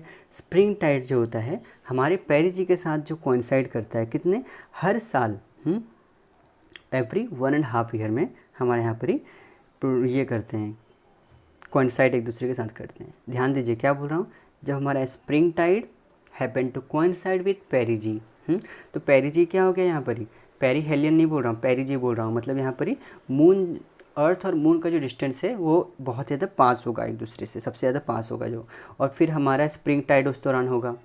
तो यहाँ पर ही जो हमारा डेवलप, मतलब दोनों एक दूसरे से कोइंसाइड करेंगे, कितने साल में करते हैं, लगभग वो 1.5 साल में, हर 1.5 साल में ये एक दूसरे से कोइंसाइड करते हैं, स्प्रिंग टाइड और हमारा पेरिजी। ओके, तो यहाँ पर फिर क्या प्रोड्यूस करेगा हमारा प्रॉक्सीजियन, ओके, और closest of the close moon tides. During this time हमारा क्या होता है, जो टाइडल रेंज होता है वो बहुत ही बड़ा होता है and often results in flooding of low lying coastal area. और अगर स्टॉर्म की अगर बात किया जाए, if A storm occur simultaneously, तो हमारा यहाँ पर डैमेज बहुत ही खतरनाक हो सकता है। जैसे कि हम 1962 में देख सकते हैं क्या हुआ था। तो एग्जांपल के तौर पे एक विंटर स्टॉर्म जो कि हमारा that occur at the same time जैसे projection tide cause widespread damage along the entire US east coast. Okay, फिर अभी हम पढ़ते हैं the elliptical orbits of earth around the sun and the moon around earth change the distance between earth, the moon, the sun, thus affecting earth tide. The net result, the spring tide have greater ranges during the northern hemisphere winter than in the summer, and spring tides have greater ranges when they coincide with perigee. तो ये line का ध्यान रखिएगा, याद रखिएगा। तो एक idealise Tide prediction कैसे हम कर सकते हैं, तो डिक्लेनेशन ऑफ द मून, मून का डिक्लेनेशन हो रहा है, कितना हो रहा था 28.5 degree with respect to earth quarter. तो हमारा declination of the moon determines the position of the tidal bulges. Okay, ठीक है। तो अगर आपसे पूछा जाए what determines the position of the tidal bulges, तो आप क्या लिखेंगे, declination of the moon. Now हमारा एग्जांपल के तौर पे जैसे फिगर 9.16 में देख सकते हैं। फिगर 9.16 कौन सा हो गया हमारा, इस फिगर का ध्यान दीजिएगा, इधर आप देखते रहिएगा। तो यहाँ पर क्या बोल रहा है हमारा कि moon is directly overhead at 28 degree north latitude when its declination is 28 degree north of the equator. आप इमेजिन करें कि आप 28 डिग्री नॉर्थ लैटिट्यूड पे खड़े हैं और यहाँ पर ही आप टाइडल कंडीशन को एक्सपीरियंस कर रहे हैं, कब, हमारा दिन के दौरान, ड्यूरिंग द डे। तो इस दौरान हमारा क्या होगा, with the moon directly overhead जो टाइडल कंडीशन हमारा डेवलप होगा, express will be high tide. जैसे कि यहाँ पर ही देखिए, आप यहाँ पर फिगर में आप देखते रहिए, मैं आप फिगर के हिसाब से आप देखते रहिए, मैं आपको समझा रहा हूँ डायग्राम देख के। ओके, तो आप इसको ध्यान दीजिए यहाँ पर कि पर्सन हैज़, ये हमारा सपोज कीजिए मून है, ठीक है, ये मून है और यहाँ पर जो आदमी खड़ा हुआ है ना, इसके डायरेक्टली पूरा परपेंडिकुलर में खड़ा है, पूरा सीधा खड़ा हुआ है।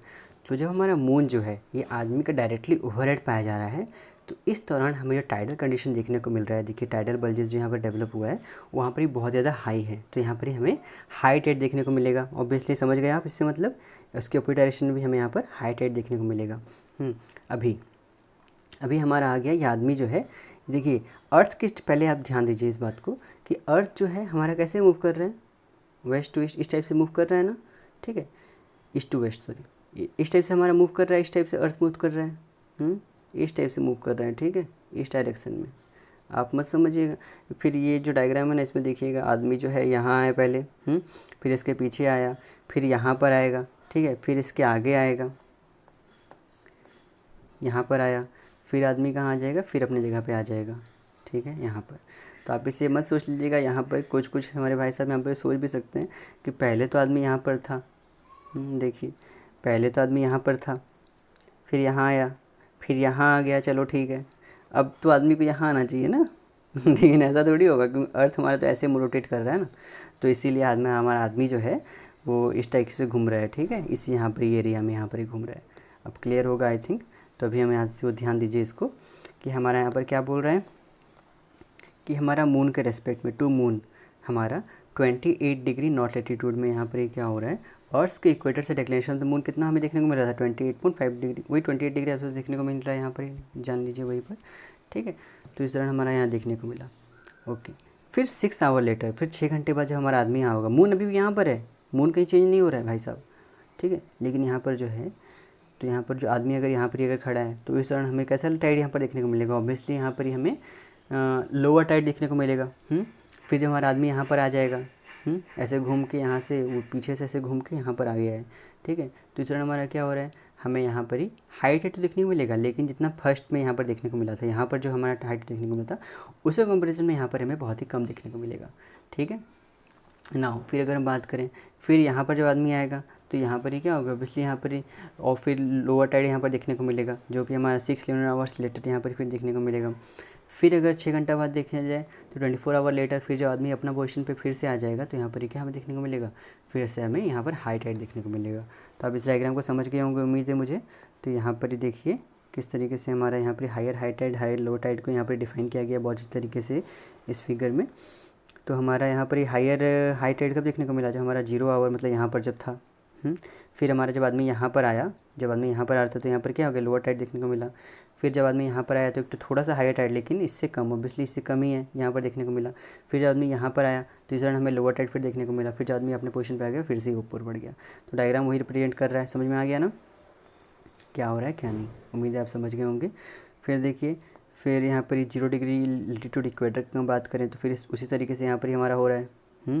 फिर दोनों को अगर हम मिला दें कंस्ट्रक्टिव इंटरफेरेंस के दौरान हम दोनों को अगर मिला देते हैं तो यहाँ पर फिर देखिए क्या होता है, ऑब्वियसली ज़्यादा बढ़ गया, ठीक है। तो आप समझ गए होंगे इसको, उम्मीद है मुझे। नाउ 6 लूनर आवर लेटर हमारे यहाँ पर क्या हो रहा है, the end of a 24 hour lunar period you will have pass through a complete lunar day cycle of 2 high tides and 2 low tides, ठीक है। तो अगर आपसे पूछा जाए 1 लूनर डे साइकिल में, 1 लूनर डे साइकिल में आपको क्या क्या देखने को मिलेगा, तो हमें यहाँ पर 2 high tide plus 2 low tide हमें देखने को मिलते हैं, ठीक है, क्लियर है। नाउ अगर हम बात करें फिर फिगर 9.16F का, वही चीज़ यहाँ पर ही बताया हुआ है, ठीक है, क्या है क्या नहीं है, तो उसको पढ़ना चाहते हैं तो उसको पढ़ सकते हैं, लेकिन वही चीज़ यहाँ पर दिया हुआ है। तो what 2 tides look like in the ocean, okay fine. तो हमारे ये काफ़ी ज़्यादा इंपॉर्टेंट है नहीं, ठीक है, इसमें कुछ लाइन इंपॉर्टेंट है, जैसे कि tidal bulges move across earth ocean at about 1600 kilometre per hour to keep up with the tidal force of the moon. Note that it is the tidal bulge wave form not the water itself that move at such greater speeds, ठीक है। तब इसको ध्यान दीजिएगा, जो हमारा idealise tidal bulge होता है ना, ये हमारा इसमें किसी भी टाइप का अर्थ में कॉन्टेंट नहीं पाया जाएगा, तो हमारा उसको बोलेंगे oceans that are infinitely deep and no frictional losses. तो ऐसा तो कंडीशन हमारा एग्जिस्ट नहीं करता है। तो इसीलिए जो आइडियलाइज टाइडल बल्ज है can only take us so far in explaining the tides. In reality a variety of conditions on real earth cause ocean tides to break up into distinct large circulation units in each ocean basin called cells, ठीक है, okay. Now हमारा एम्प्रीडोमिक point और कोटाइडल lines, ये काफ़ी ज़्यादा important है, इससे questions आए हैं और आगे भी आ सकते हैं कि क्या क्या होता है। तो अगर हम ओपन ओशन का बात करें, ओपन ओशन का बात करने का मतलब अगर मैं बोला जाए तो पूरे तरीके से ये देखिए इतना बड़ा ओशन है ना, तो इसमें ये जो कॉन्टिनेंट का पार्ट होगा ना, इसे ओपन ओशन नहीं बोलेंगे, यहाँ पर जो ओशन पाया जा रहा है इसे हम ओपन ओशन नहीं बोलेंगे, हमारा कॉन्टिनेंट से बहुत ही दूर, जैसे कि इस पार्ट में यहाँ पर इसको हम ओपन ओशन बोलेंगे। तो हमारा ओपन ओशन में क्या होता है, क्रेस्ट और ट्रफ जो हो रहे हैं, क्रेस्ट मतलब सबसे हाईएस्ट पॉइंट और ट्रफ मतलब सबसे लोवेस्ट पॉइंट यहाँ पर दिखने को मिल रहा है। क्रेस्ट मतलब ये हाईएस्ट पॉइंट हो गया, क्रेस्ट मतलब लोवेस्ट पॉइंट। और जो टाइड जो हो रहा है ये क्या करेगा, rotate around an amphidromic point, amphidromic मतलब around running near the centre of each cell. तो इसीलिए यहाँ पर किसी भी टाइप का there is no essentially no tidal range at amphidromic points but radiating from each point, इसे हम क्या बोल रहे हैं, को टाइडल लाइन्स बोलते हैं, जो कि हमारे क्या कनेक्ट करता है, all nearby locations where high tide occur simultaneously, okay. So in easy language अगर हम बोला जाए तो ओपन ओशन में जहाँ पर हमारा क्रेस्ट और ट्रफ जो हो रहा है टाइड का, एक टाइड का हमारा जो यहाँ पर ही क्रेस्ट और ट्रफ जो हो रहा है वो हमारा अगर रोटेट करेगा around a point near the centre of cell. Cell क्या बोल रहे थे हम, यहाँ पर देखिए, यहाँ पढ़े थे ना, हमारा large circulation units in each ocean basin, इसे हम बोल रहे हैं सेल। तो उसी तरीके से जो हमारा क्रेस्ट और ट्रफ जो है ओपन ओशन का, ओपन ओशन जो क्रेस्ट और ट्रफ डेवलप हो रहा है टाइड वेव का, तो रोटेट अगर करेगा a point near the centre of a cell, इससे हम बोलते हैं एम्फीडोमिक पॉइंट। और एम्फीडोमिक पॉइंट में किसी भी टाइप का में टाइडल रेंज देखने को नहीं मिलता है, ठीक है। आप इस बात को ध्यान में रखिएगा कि एम्फीडोमिक पॉइंट पे this no essentially no tidal range at amphidromic points. ना हमारा को टाइडल लाइन्स जितने भी हमारे हाई टाइड होंगे ना, इस टाइप से हमारा हो रहा है, तो हाई टाइड यहाँ पर ही हो रहा है कि नहीं, तो यहाँ पर ही ये लाइन को अगर हम ज्वाइन कर देते हैं तो इसी को हम क्या बोलते हैं, line connecting the location where high tide occur simultaneously, इसी को हम बोलते हैं हमारा को टाइडल लाइन्स। उम्मीद आप समझ गए होंगे। नाउ जो हमारा, जैसे कि हम फिगर 9.17 बताया ना, फिगर 9.17 कौन सा है भाई साहब, हमारा ये है। तो ये सब जितना फिगर बताया हुआ है यहाँ पर हम देख सकते हैं इसको, ये क्या है क्या नहीं है, कितना हाई टाइड यहाँ पर ही हो रहा है। ओके, नाउ जो टाइम दिया गया है, sorry, the label on the co-tidal lines in figure 9.17 indicate the time of high tide in hours as they rotate around the cell। जैसे कि हम टाइम देख सकते हैं in figure 9.17 indicate that the tide wave in each cell generally rotates counter clockwise in the northern hemisphere and clockwise in the southern hemisphere. जो tide wave है हर cell में must complete one rotation during the tidal period, usually 12 lunar hours, so this limit the size of the cells. अब ये जो low tide है occur 6 hours after high tide in N एम्फीडोमिक cell. If high tide is occurring along the co-tidal line labeled 10, for example, then low tide is occurring along the co-tidal line labeled 4। ठीक है, clear है। Now effects of the continent, continent के द्वारा हमारा क्या क्या effect देखने को मिलता है हमारा टाइड में। तो मैक्सिमम टाइडल रेंज जो होता है कितना, इज़ अबाउट 45 सेंटीमीटर। ये उतना खास इंपॉर्टेंट है नहीं, मुझे नहीं लगता पढ़ना चाहिए, लेकिन फिर भी in fact two of the most important factors that influence tidal conditions along a coastline are coastline shape and offshore depth। तो आप इस बात को ध्यान रखिएगा कि ऐसे दो मोस्ट इंपॉर्टेंट फैक्टर है जो इससे हमारा टाइडल कंडीशन में इफेक्ट पड़ता है। जैसे कि अगर हमारा, जब हमारा कोस्ट का बात करें, मतलब कोस्ट लाइन शेप उसका कैसा है, या फिर ऑफशोर डेप्थ कैसा है, उस पर हमारा टाइडल कंडीशंस कैसा हो रहा है, कैसे डेवलप होगा, वो हमारा बहुत ज़्यादा डिपेंड करते हैं। तो ऐसे को आप ध्यान कीजिएगा।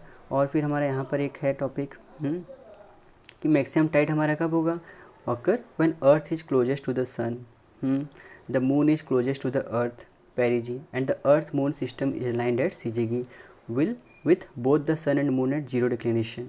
तो this rare condition which creates an absolute maximum spring tidal range occurs once every 1600 years। कितना खास, बहुत ही मज़ा है कि नहीं।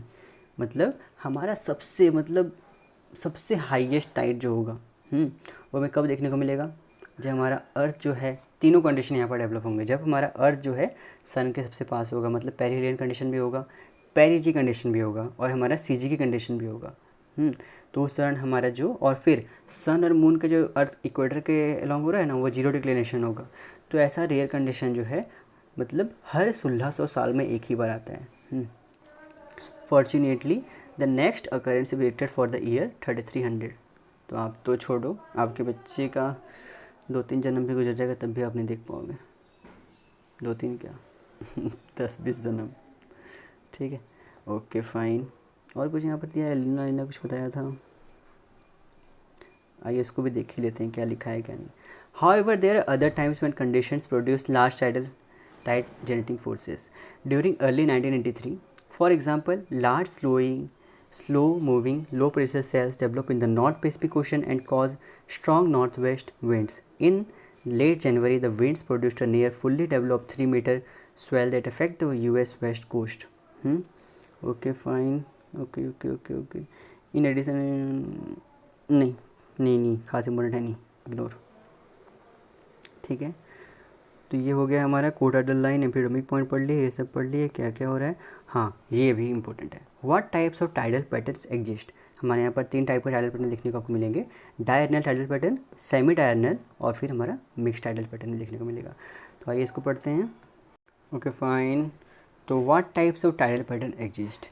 इन थ्योरी अगर हम देखें तो बहुत सारे अर्थ का अगर कोस्टल रीजन में, तो वहाँ पर हमें 2 हाई टाइड और 2 low tide of unequal height हमें ल्यूनर डे पे देखने को मिलते हैं। इन थ्योरी अगर बात कर रहे हैं, लेकिन इन प्रैक्टिकली अगर हम देखें तो वेरियस डेप्थ साइजेस सेप्स हमारे ओशन बेसिन्स के होते हैं, जिसकी वजह से हमारा टाइड जो है उसी तरीके से मॉडिफाई होता रहता है। इसीलिए हमें यहाँ पर 3 टाइप के मेनली हमें पैटर्न देखने को मिलते हैं different parts of the world. पहला है हमारा कौन सा टाइडल पैटर्न, कौन सा डायरनल टाइडल पैटर्न, मतलब जो डेली। डायरनल मतलब क्या होता है, डेली, ये बात को आप याद रखिए। डायरनल मतलब डेली। सेमी डायरनल, सेमी मतलब तो आधा ही होता है, सेमी सर्किल ऐसे बोलते थे, सेमी मतलब हाफ सर्किल हो रहा है, तो इसी तरीके से सेमी मतलब हाफ हो गया, डायरनल मतलब डेली, या फिर मिक्स, दोनों का मिक्सचर हो गया। ओके, तो डायरनल टाइडल पैटर्न क्या होता है, इसमें हमारा एक हाई टाइड और एक लो टाइड हमें हर ल्यूनर डे पे देखने को मिलते हैं। ओके, डायरनल टाइडल पैटर्न में क्या हो रहा है, हमारा एक हाई टाइड और एक लो टाइड हमें देखने को मिल रहे हैं हर ल्यूनर डे पे याद रखिएगा। This tides are common in shallow inland sea, जैसे कि हमारा gulf of Mexico and along the coast of south east Asia. तो डायरनल टाइडल पैटर्न जो होते हैं, इनका टाइडल पीरियड कितना होता है, ये टाइडल पीरियड आपसे पूछा जा सकता है।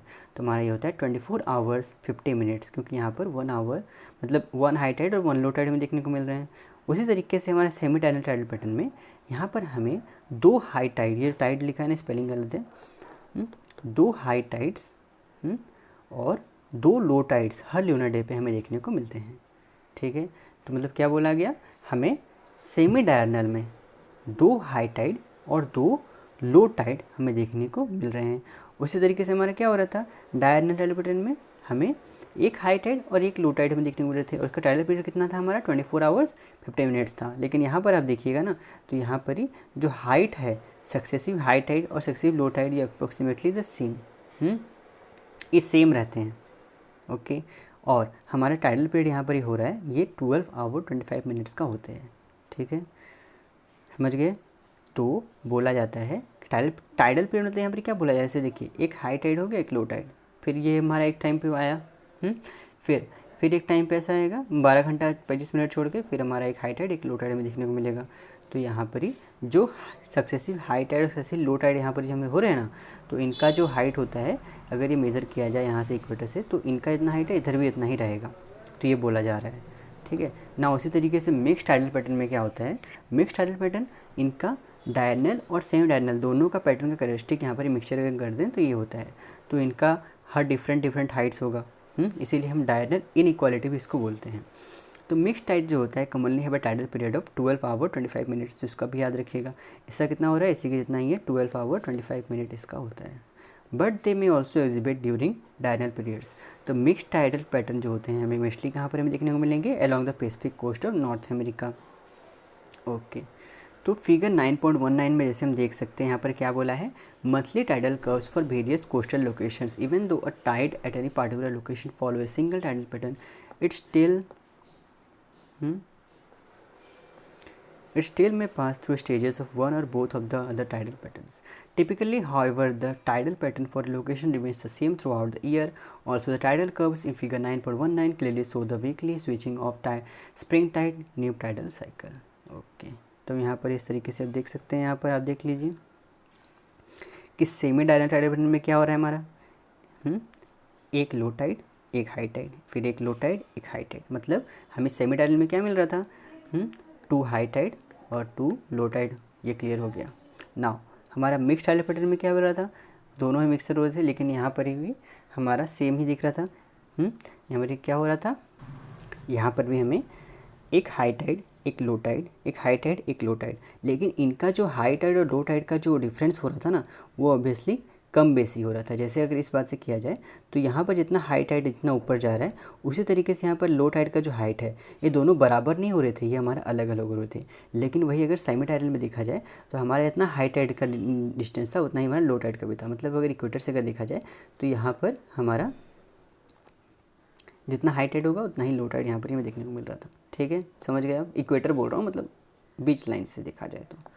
ठीक है, उसी तरीके से फिर हमारा आ जाइए, हमारा सब अलग अलग जगह का यहाँ पर बताया है क्या हो रहा है क्या नहीं। फिर डायरनल टाइडल पैटर्न में क्या हो रहा था, डायरनल टाइडल पैटर्न में हमें फिर एक क्या हो रहा था, एक हाई टाइड और एक हमें लो टाइड हमें देखने को मिलते हैं। ठीक है, एक हाई टाइड और एक लो टाइड हमें देखने को मिलते हैं। टाइम पीरियड आप देखें तो यहाँ पर ये बता रहा है आप। ठीक है, आप समझ गए होंगे। ओके, ये हो गया क्लियर। नाउ अभी हम पढ़ते हैं फिगर, कुछ देख लें फिगर। हाँ, देख लेते हैं कहाँ पर क्या क्या पढ़ता है, कहाँ पर ये कैसे कैसे क्या क्या हो रहे हैं, इसको पहले देख लेते हैं। डायल टाइडल पैटर्न में क्या हो रहा है, हमें यहाँ पर एक हाई टाइड और एक लो टाइड हमें यहाँ पर मेनली देखने को मिलते हैं during the lunar our period. Lunar our period हमारा यहाँ से लेके यहाँ तक हो रहा है ना, तो हमारा ल्यूनर आवर पीरियड में देखा जाए तो हमारा एक हाई टाइड और एक लो टाइड में देखने को मिलते हैं। फिर अगर ल्यूनर आवर में फिर इसमें देखा जाए हमें सेमी डायलेटरल पैटर्न में, तो यहाँ पर ही एक हाई टाइड और हम एक लो टाइड, मतलब 2 हाई टाइड और 2 लो टाइड हमें देखने को मिलते हैं। फिर वही अगर बात किया जाए हमारा मिक्स टाइडल पैटर्न में, तो मिक्स टाइडल पैटर्न में हमारा जो होगा यहाँ पर क्या होता है, हमारा 2 हाई टाइड और 2 लो टाइड मिलेंगे, लेकिन इनका जो हाइट होता है अनइक्वल रहता है। और फिर टाइड इसका टाइम पीरियड आप याद रखिएगा क्या क्या होता है, कैसे कैसे होता है। और देखिए मेनली हमें कहाँ कहाँ पर ये देखने को मिलता है, ये मिक्स टाइडल पैटर्न, ये चीज़ भी, इससे भी क्वेश्चन आ सकते हैं। ठीक है, ये भी काफ़ी ज़्यादा इंपॉर्टेंट है, तो इसको ध्यान दीजिएगा, इसको इग्नोर मत कीजिएगा कि हमारे ये कहाँ कहाँ पर हो रहे हैं, किस तरीके से हो रहे हैं। अगर इंडिया कोस्ट का बात किया जाए ना, इंडिया हमारा कहाँ है भाई साहब, ये दे तो आप इसको ध्यान दीजिए। इसमें क्या हो रहा है, इस साइड ये रेड कलर का जो बताया है ना, रेड कलर का जो लाइन दिया हुआ है, ये हमारा यहाँ पर क्या हो रहा है, सेमी डायरनल टाइडल पैटर्न देखने को मिलता है हमारा ईस्ट कोस्ट ऑफ इंडिया में। अगर वही बात किया जाए वेस्ट कोस्ट ऑफ इंडिया में, तो वेस्ट कोस्ट ऑफ इंडिया में हमें मिक्स टाइडल पैटर्न देखने को मिलता है। ठीक है, मिक्स टाइडल पैटर्न हमें देखने को मिलता है। तो आप इसको याद रखिएगा कि हमारा इंडिया में, इंडिया के ईस्ट कोस्ट में हमें सेमी डायरनल टाइडल पैटर्न देखने को मिल रहा है, और हमारा वेस्ट कोस्ट में मिक्स टाइडल पैटर्न देखने को मिल रहा है। हमें इंडिया में किसी टाइप का डायरनल टाइडल पैटर्न देखने को नहीं मिल रहा है। ठीक है, तो अब इसे समझ गए होंगे। तो डायरनल टाइडल पैटर्न में कहाँ पर देखने को मिलता है, देखिए एक जगह हुआ, फिर हमारा ये पार्ट हो गया, ये सब जगह में दिख रहा है। ठीक है, समझ गए होंगे आप, उम्मीद है मुझे।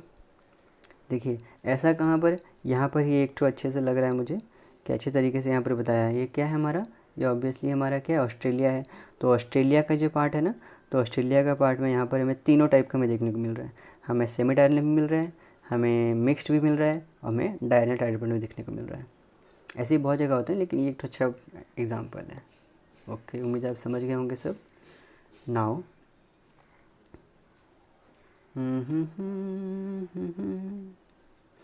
हाँ, और ये तो कंप्लीट हो गया। ओके, और तो ये कुछ है नहीं। What tidal phenomena occur in coastal reason, coastal region में क्या क्या फिर होंगे, और कुछ इंपॉर्टेंट है नहीं है। तो टाइडल बोर होता है, देखिए तो हमारा टाइडल बोर है ना, ये क्या होता है, ये एक ट्रू टाइडल वेव है। तो आप यहाँ पर ही समझ सकते हैं। यहाँ पर खास इंपॉर्टेंट नहीं, जो इंपॉर्टेंट मैं बता देता हूँ। जो लार्जेस्ट टाइडल रेंज है in the world is found in Nova Scotia Bay of Fundy with a length of 258 kilometre. The Bay of Fundy has a wide opening into the Atlantic Ocean. ठीक है, तो ये आप इसको पढ़ लीजिएगा। ये भी आता है सबसे लार्जेस्ट टाइडल रेंज जो है वर्ल्ड का, वो हमारा कहाँ पर देखने को मिला है, वो ऑब्वियसली वहाँ पर बे ऑफ फंडी में, यहाँ पर हो गया। फिर हमारे यहाँ पर दिया गया है, आप इसको पढ़ सकते हैं। टाइडल बोर्स कहाँ पर कैसे कैसे होते हैं। अ टाइडल बोर, बोर मतलब क्रेस्ट और wave, is a wall of water that moves a certain low lying river due to incoming tide because it is a wave created by the tides. It is a true tidal wave. When an upcoming tide rushes up a river, it develops a steep forward slope because the flow of the river assists the advance of the tide. This creates a tidal bore which may reach heights of 5 meters or more and move at a speed up to 25 km per hour. तो tidal bore develop only in coastal region where the following conditions are present. ये आप ध्यान दीजिएगा, ये बहुत ही important है। क्या क्या, टाइडल बोर हमारे कोस्टल रीजन में तभी डेवलप होंगे जब हमारा 5 ही कंडीशंस को मीट करेंगे। कौन कौन सा, पहला है एक large spring tidal range of at least 6 metres, a tidal cycle that has very abrupt rise of the flood tide phase and an elongated eve tide phase, a low lying river with persistent seaward current during the time when upcoming high tides begins. फिर a progressive shallowing of the sea floor as the basin progresses inland and as a progressive narrowing of the sea basin toward its upper reaches. Because of these and unique circumstances, only about 60 places on earth experience tidal bores. ठीक है, okay. Fine, यहाँ पर कुछ important है नहीं, अभी यहाँ पर देख लेते हैं एक कुछ इंपॉर्टेंट है। तो हमें यहाँ पर पढ़ना है rotary current, reversing current, flood current, ebb current, high slack water और फिर लो स्लैक वाटर, ये सब क्या क्या होते हैं इसके बारे में ये पढ़ते हैं। तो जो करंट हमारा एक्कम्पनी करता है, the slowly turning tide crest in a northern hemisphere basin rotates counter clockwise producing a rotary current. देखिए कैसे रोटेट कर रहा है, काउंटर क्लॉकवाइज, जिसकी वजह से हमारा एक रोटरी करंट डेवलप हो रहा है कहाँ पर, in the open portion of the basin. और फिर हमारा फ्रिक्शन जो होता है इसकी वजह कहाँ पर, in near source soling water वहाँ पर बढ़ जाता है, जिसकी वजह से क्या होता है, रोटरी करंट अपना डायरेक्शन को चेंज कर लेता है टू एन अल्टरनेटिंग करंट, जिसे हम क्या बोलते हैं, रिवर्सिंग करंट बोलते हैं, जो कि फिर हमारा मूव करता है into and out of the restrictive passages along a coast. Okay, now हमारा जो हो रहा है ना वेलोसिटी जो होता है रोटरी करंट का ओपन बेसिन पे, ओपन ओशन में, is usually well below 1 kilometre per our. और रिवर्सिंग करंट जो हो रहा है ये हमारा इसका वेलोसिटी जो है 44 किलोमीटर पर आवर तक भी बढ़ सकता है restricted channels such as between island of coastal water. और फिर रिवर्सिंग करंट जो है हमारा ये कहाँ पर एग्जिस्ट करते हैं, in the mouth of bay and some river due to the daily flow of tides. यही हमारा रिप्रेजेंट कर रहा है फ्लड करंट। तो फ्लड करंट इस फिगर में जैसे आप देख सकते हैं यहाँ पर फ्लड करंट हो क्या रहा है, कब हमारा प्रोड्यूस हो रहा है, जब हमारा वाटर रसेस इनटू ए बे और रिवर, जब हमारा बे और रिवर में यहाँ पर ही हमारा जो वाटर रस करता है with an incoming high tide. Conversely an ebb current is produced when water drains out of bay because low tide is approaching, no current occurs for several minutes during high slack water। High slack water के दौरान किसी भी type का, देखिए यहाँ पर HSW है ना, हाई स्लैक वाटर ये हमारा, और फिर RSW जो है ये हमारा लो स्लैक वाटर है। तो no current occur for several minutes during either slack water which occurs at the peak of each high tide, और लो स्लैक वाटर मतलब at the peak of each low tide. ठीक है, यहाँ पर हमें देखने को मिल रहा है, तो आप इस बात को ध्यान रखिएगा। तो ईप करंट हमारा क्या होगा, कब प्रोड्यूस होगा, जब हमारा water drain out of a bay because a low tide is approaching. और फिर हमारा फ्लड करंट कब डेवलप हो रहा है, जब हमारा when water rushes into a bay with an incoming high tide. Okay, clear है, ये फ्लड करंट हो गया, इन हो रहा है, ebb current out, flood current in, out, इस तरीके से आप समझ सकते हैं। हाई स्लैक वाटर में वेलोसिटी जो होता है यहाँ पर ही पूरा जीरो होगा, यहाँ पर लो स्लैक वाटर में यहाँ पर वेलोसिटी हमारा क्या होगा, ये भी यहाँ पर ही जीरो होगा। ठीक है, ओके। नाउ हमारा एक दो टॉपिक बस बचा हुआ है। वर्लपूल क्या होता है, तो वर्लपूल मतलब सुने ही होंगे, एक वॉशिंग मशीन का नाम है। कैसे वो घूमता है वॉशिंग मशीन, और पहले ऐसे ऐसे घूमेगा फिर उल्टा घूमेगा, ऐसे ऐसे ऐसे ऐसे घूमता है कि नहीं, तो उसी तरीके से हमारा वर्लपूल भी काम करता है। तो वर्लपूल क्या होता है, एक रैपिडली स्पिनिंग बॉडी है वाटर का, जिसको हम क्या बोलते हैं, वॉर्टेक्स भी बोलते हैं। Can be created in some restricted coastal passages. कहाँ पर डेवलप होगा, जहाँ पर रेस्ट्रिक्टेड कोस्टल पैसेजेस होंगे, मतलब पूरा रेस्ट्रिक्ट, वहाँ पर पानी जा पाएगा ना आ पाएगा, due to reversing tidal currents. Whirlpools most commonly occur in shallow passages connecting two large body of water that have different tidal cycle। और यही जो डिफरेंट टाइडल हाइट होते हैं दो बॉडी का, इसकी वजह से हमारा वाटर जो है विगरसली मूव करता है थ्रू आउट द पैसेज। उसकी वजह से क्या होता है, एज वाटर जैसे ही मूव करता है through the passage, it is affected by the shape of the shallow sea floor causing turbulence which along with spin due to opposing tidal currents creates whirlpool। ठीक है, तो ये हो गया। एक सबसे वर्ल्ड का मोस्ट फेमस वर्लपूल कौन सा है, मेलस्टॉर्म। ये कहाँ पर मेनली पाया जाता है, with the west coast of Arctic Norway. तो अभी जो पॉइंट इसमें मेनली याद रखिएगा, देखिए इसमें जो एक खास इंपॉर्टेंट है ना, इसमें क्या है, स्ट्रेट ऑफ मैसीना। ये जो स्ट्रेट है ना, आपका इसमें भी क्वेश्चन आ सकता है। ठीक है, ऐसे यहाँ पर यूपीएससी में तो आ ही सकते हैं। अभी जो सही प्रीलिम्स का एग्जाम देंगे इसको पढ़ लीजिएगा। तो इस तरीके से यहाँ पर क्वेश्चन जो उनका फेवरेट होता है यहाँ से दे देते हैं। स्ट्रेट ऑफ मैसीना ये क्या होते हैं, तो किस वाले को सेपरेट करते हैं, separate mainland Italy from Sicily.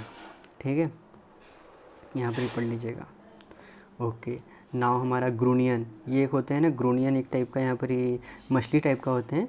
तो ये सिर्फ अंडा कब देंगे, हमारा ग्रूनियन स्पॉन ओनली अंडा each night higher high tide has picked on 3 और 4 nights following the night of the highest spring tide. और यही मतलब होगा समर के टाइम पे मेनली हमारा देते हैं, ड्यूरिंग समर मंथ्स, जब हमारा हायर हाई टाइड अकर है नाइट, यहाँ पर रात को होता है। ओके, इसको आप पढ़ने का दरकार नहीं है उतना, लेकिन आप फिर भी पढ़ना चाहते हैं तो स्टोरी टाइप का है, आप इसको पढ़ सकते हैं यहाँ पर। तो अब यहाँ पर देखिए न्यू मून और स्प्रिंग टाइड के दौरान हमारे यहाँ पर हाई टाइड हो रहा है ना, तो ग्रूनियन यहाँ पर deposit eggs within sandy beaches during the 3 और 4 day following the maximum spring tide. फिर यहाँ पर ही फर्स्ट, यहाँ पर ही कुछ नहीं हो रहा है फर्स्ट क्वार्टर न्यू टाइड के दौरान। फिर जब फुल मून आएगा तो as maximum spring tide approaches again flood tides erode sand and wash fertilize grunion eggs out to sea. ठीक है, तो जैसे ही यहाँ पर न्यू मून में आके वहाँ पर तो अंडा छोड़ के लोग चले गए थे, लेकिन फुल मून में फिर क्या होगा, फिर हमारा वो अंडा जो है फिर से सी में वापस आ जाएगा, तो यहाँ पर ही फिर से डेवलप हो जाएंगे बच्चे। इस तरीके से पूरा देखिएगा ना, कहीं कहीं पर होता है पूरा बालू में, पूरा जो कोस्टल रीजन होगा वहाँ पर ये पानी ऐसे ही मौजूद है, ये कोस्टल रीजन है, बालू वालू पूरा रहता है, बालू पूरा, तो यहाँ पर ये लोग आ जाएंगे, यहाँ पर पूरा फुल अंडा देते रहते हैं, मतलब पूरा एकदम अंदर में घुस घुस के इस टाइप से होते हैं। तो अब इसको नेट में देखिएगा मार के, बहुत अच्छे तरीके से यहाँ पर दिखाया गया है इसको। ओके, और कुछ, कैन टाइडल पावर भी harnessed as a source of energy? Yes obviously, ऐसा यहाँ पर ही होता है। तो इसमें होता क्या है, tidal power is considered clean renewable source with vast potential. ठीक है, तो आप इसको देख लीजिएगा। इनिशियली सेटअप कॉस्ट में be higher but operating cost is lower as it does not require fossil fuel और रेडियो एक्टिव सब्सटेंसेस। ओके, तो इसका बहुत सारे डिसएडवांटेजेस भी हैं, इतने एडवांटेजेस बताया, तो डिसएडवांटेजेस भी हैं, जैसे हार्मफुल फॉर मैराइन ऑर्गेनिजम्स हैं, मैराइन ऑर्गेनिज्म के लिए बहुत ज़्यादा हार्मफुल हैं। एनवायरमेंटल इसी कंसर्न यहाँ पर ही होते हैं। यहाँ पे लॉन्ग टर्म देखा जाए तो बहुत सारे नेगेटिव इम्पैक्ट भी पाए जाते हैं।